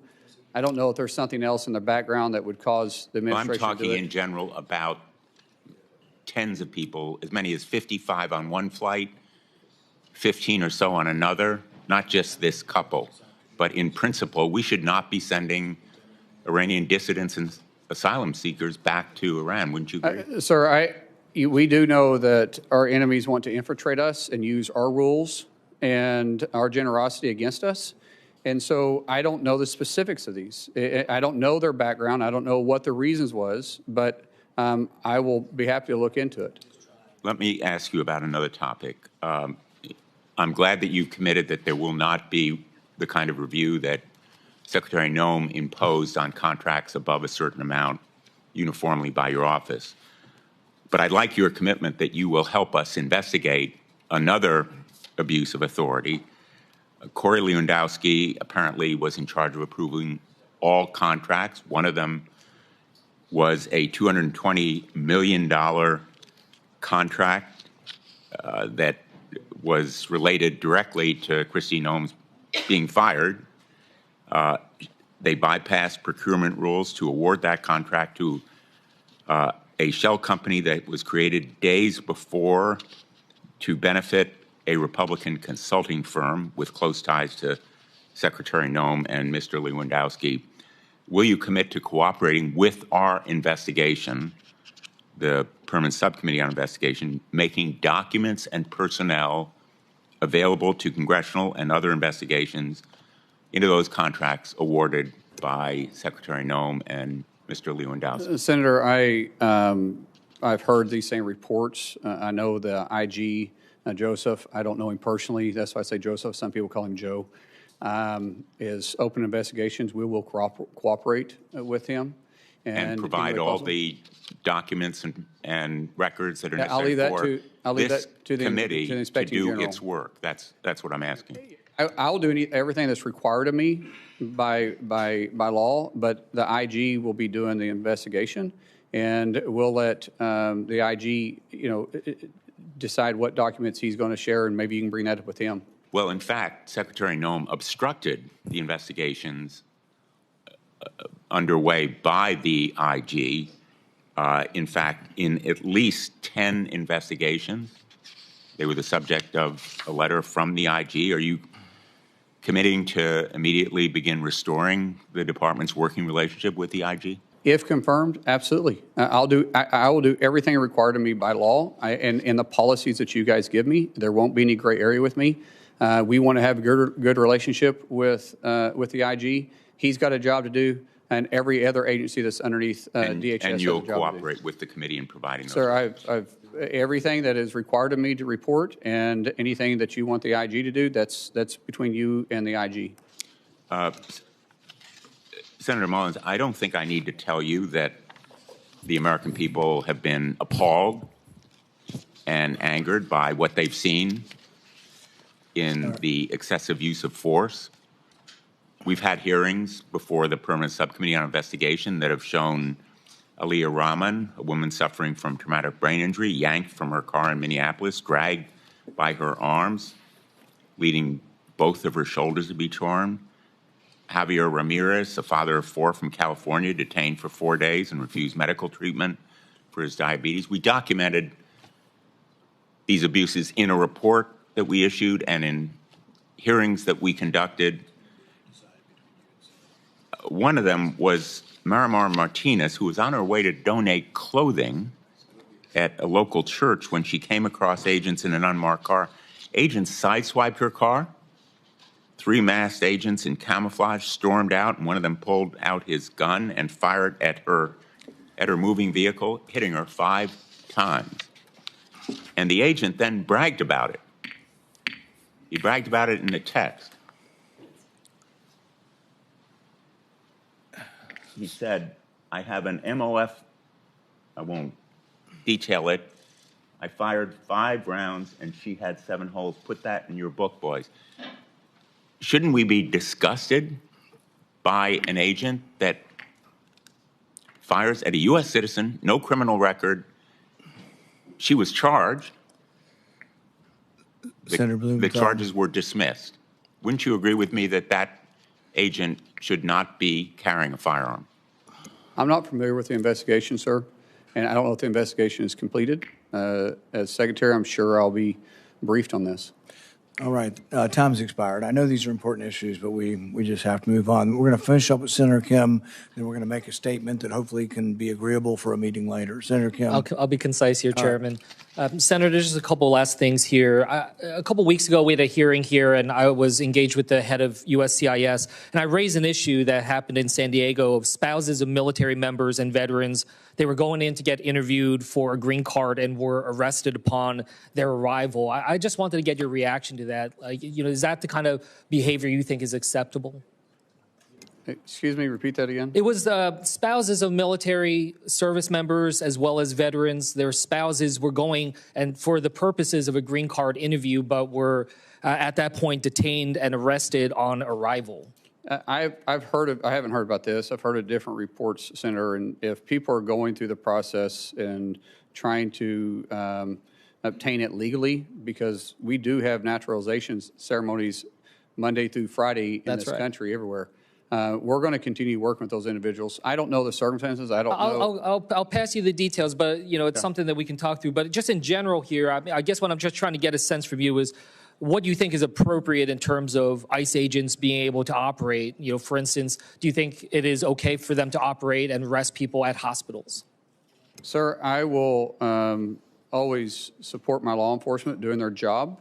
I don't know the circumstances. If it's a felony warrant that that the person's at a hospital, then they'll go pick up the felony warranty, just like local law enforcement does the same thing. And so in general, I think you need to be more specific on what you're talking about. But if you're talking about just doing everyday law enforcement, I think there's a better approach. Senator, I just want to raise, I just hear a lot of this from my own community about concerns of these types of efforts out, in and around hospitals, schools, churches. These are things that I hope we can engage on. I know you talked about it with one of my colleagues about polling sites, but these are important discussions, and we don't have clarity on what we are expected to see, and it's causing just an enormous amount of concern and challenge within our communities. Well, Senator, I don't understand what the concern about enforcing immigration at polling places is anyways, because honestly, if you're not a citizen, you shouldn't be voting anyway. So technically, there shouldn't be any illegals at the polling spot. And so, as I've said before, if we're at a polling area, it's because of a specific threat, not for immigration. Yeah, look, what I will just convey here is it's not just about people who are undocumented. I'm hearing from American citizens that are now feeling like they need to carry their passports around for fear of being stopped on the street. There is a chilling effect that is happening that is wider. I had to give my father-in-law specific instructions in case he was stopped upon re-entry back into the United States. There is real concern out there, and I just wanted to express that to you. Just a couple last quick things here. At the detention facility in New Jersey, a different one called Delaney Hall, I was there right after a gentleman died there. And there was really no documentation, really minimal explanation of his cause of death. There was 32 deaths at detention facilities under ICE control last year. Yet the oversight offices at DHS to do this, offices like the Office of Civil Rights and Civil Liberties, the Office of Immigration Detention Oversights, they've been gutted. And I just wanted to ask, do you do you commit to being able to ensure that there is the proper oversight there internally within DHS, working alongside us in Congress to ensure that people are being kept at the dignified levels that they should according to a law? Each facility falls underneath different standards of operation that are in statutes. We will operate within those statutes. Everybody deserves to be treated with a dignified hand, and we will follow those procedures that are set for those facilities particularly. Well, I hope to work with you on that if you're confirmed, because we need to make sure we have that oversight, as we have not been able to see it. And in fact, some of our efforts have been impeded because we have not been able to have visitation at some of these sites, and I hope that that's something you will support us to be able to have. One last thing I just wanted to raise. With FEMA, there was a number of employees that sent an open letter titled the Katrina Declaration. This is something that warned about some of the reversals that are being made when it comes to disaster response and recovery. Your predecessor, Secretary Noem, she suspended a number of these FEMA employees. I just wanted to ask, can you commit that if confirmed, you will adhere to whistleblower laws and ensure that these whistleblowers do not face retaliation for their protected disclosure? So there's already laws in place to protect whistleblowers, and I've said multiple times I'll work within the law and the requirements of me as secretary. And I hope that means that you will ensure that these whistleblowers do not face unlawful retaliation for what they have done. It's against the law, as you said, unlawful, sir. I said I'm going to work within the law, and that's unlawful. Okay. With that, I'll yield back. Thank you. As I said previously, we've scheduled a vote for tomorrow. I'm committed to that. There are several members on both sides of the aisle that would like a briefing in the SCIF. They have it from 1 to 2. If you're willing to do that, several members would like just to walk over and do it. And I think that makes it much more likely that we have the vote tomorrow. Sir, I would prefer to have the ranking member, yourself, James, and if you want to bring another Democrat member that's on. It's all or none. All the members need to be able to hear it directly. The problem up here is too many things are siloed, and it just looks like resistance that you don't want everything to come out. It'd be much more forthcoming if you let any member of the committee and classified staff into it. I think we can get this done this afternoon. That's fine, as long as it's in a classified setting. As long as what? Yeah, that's fine. The people classified security on our staff and staff. TSSCI. TSSCI, yes. Yeah.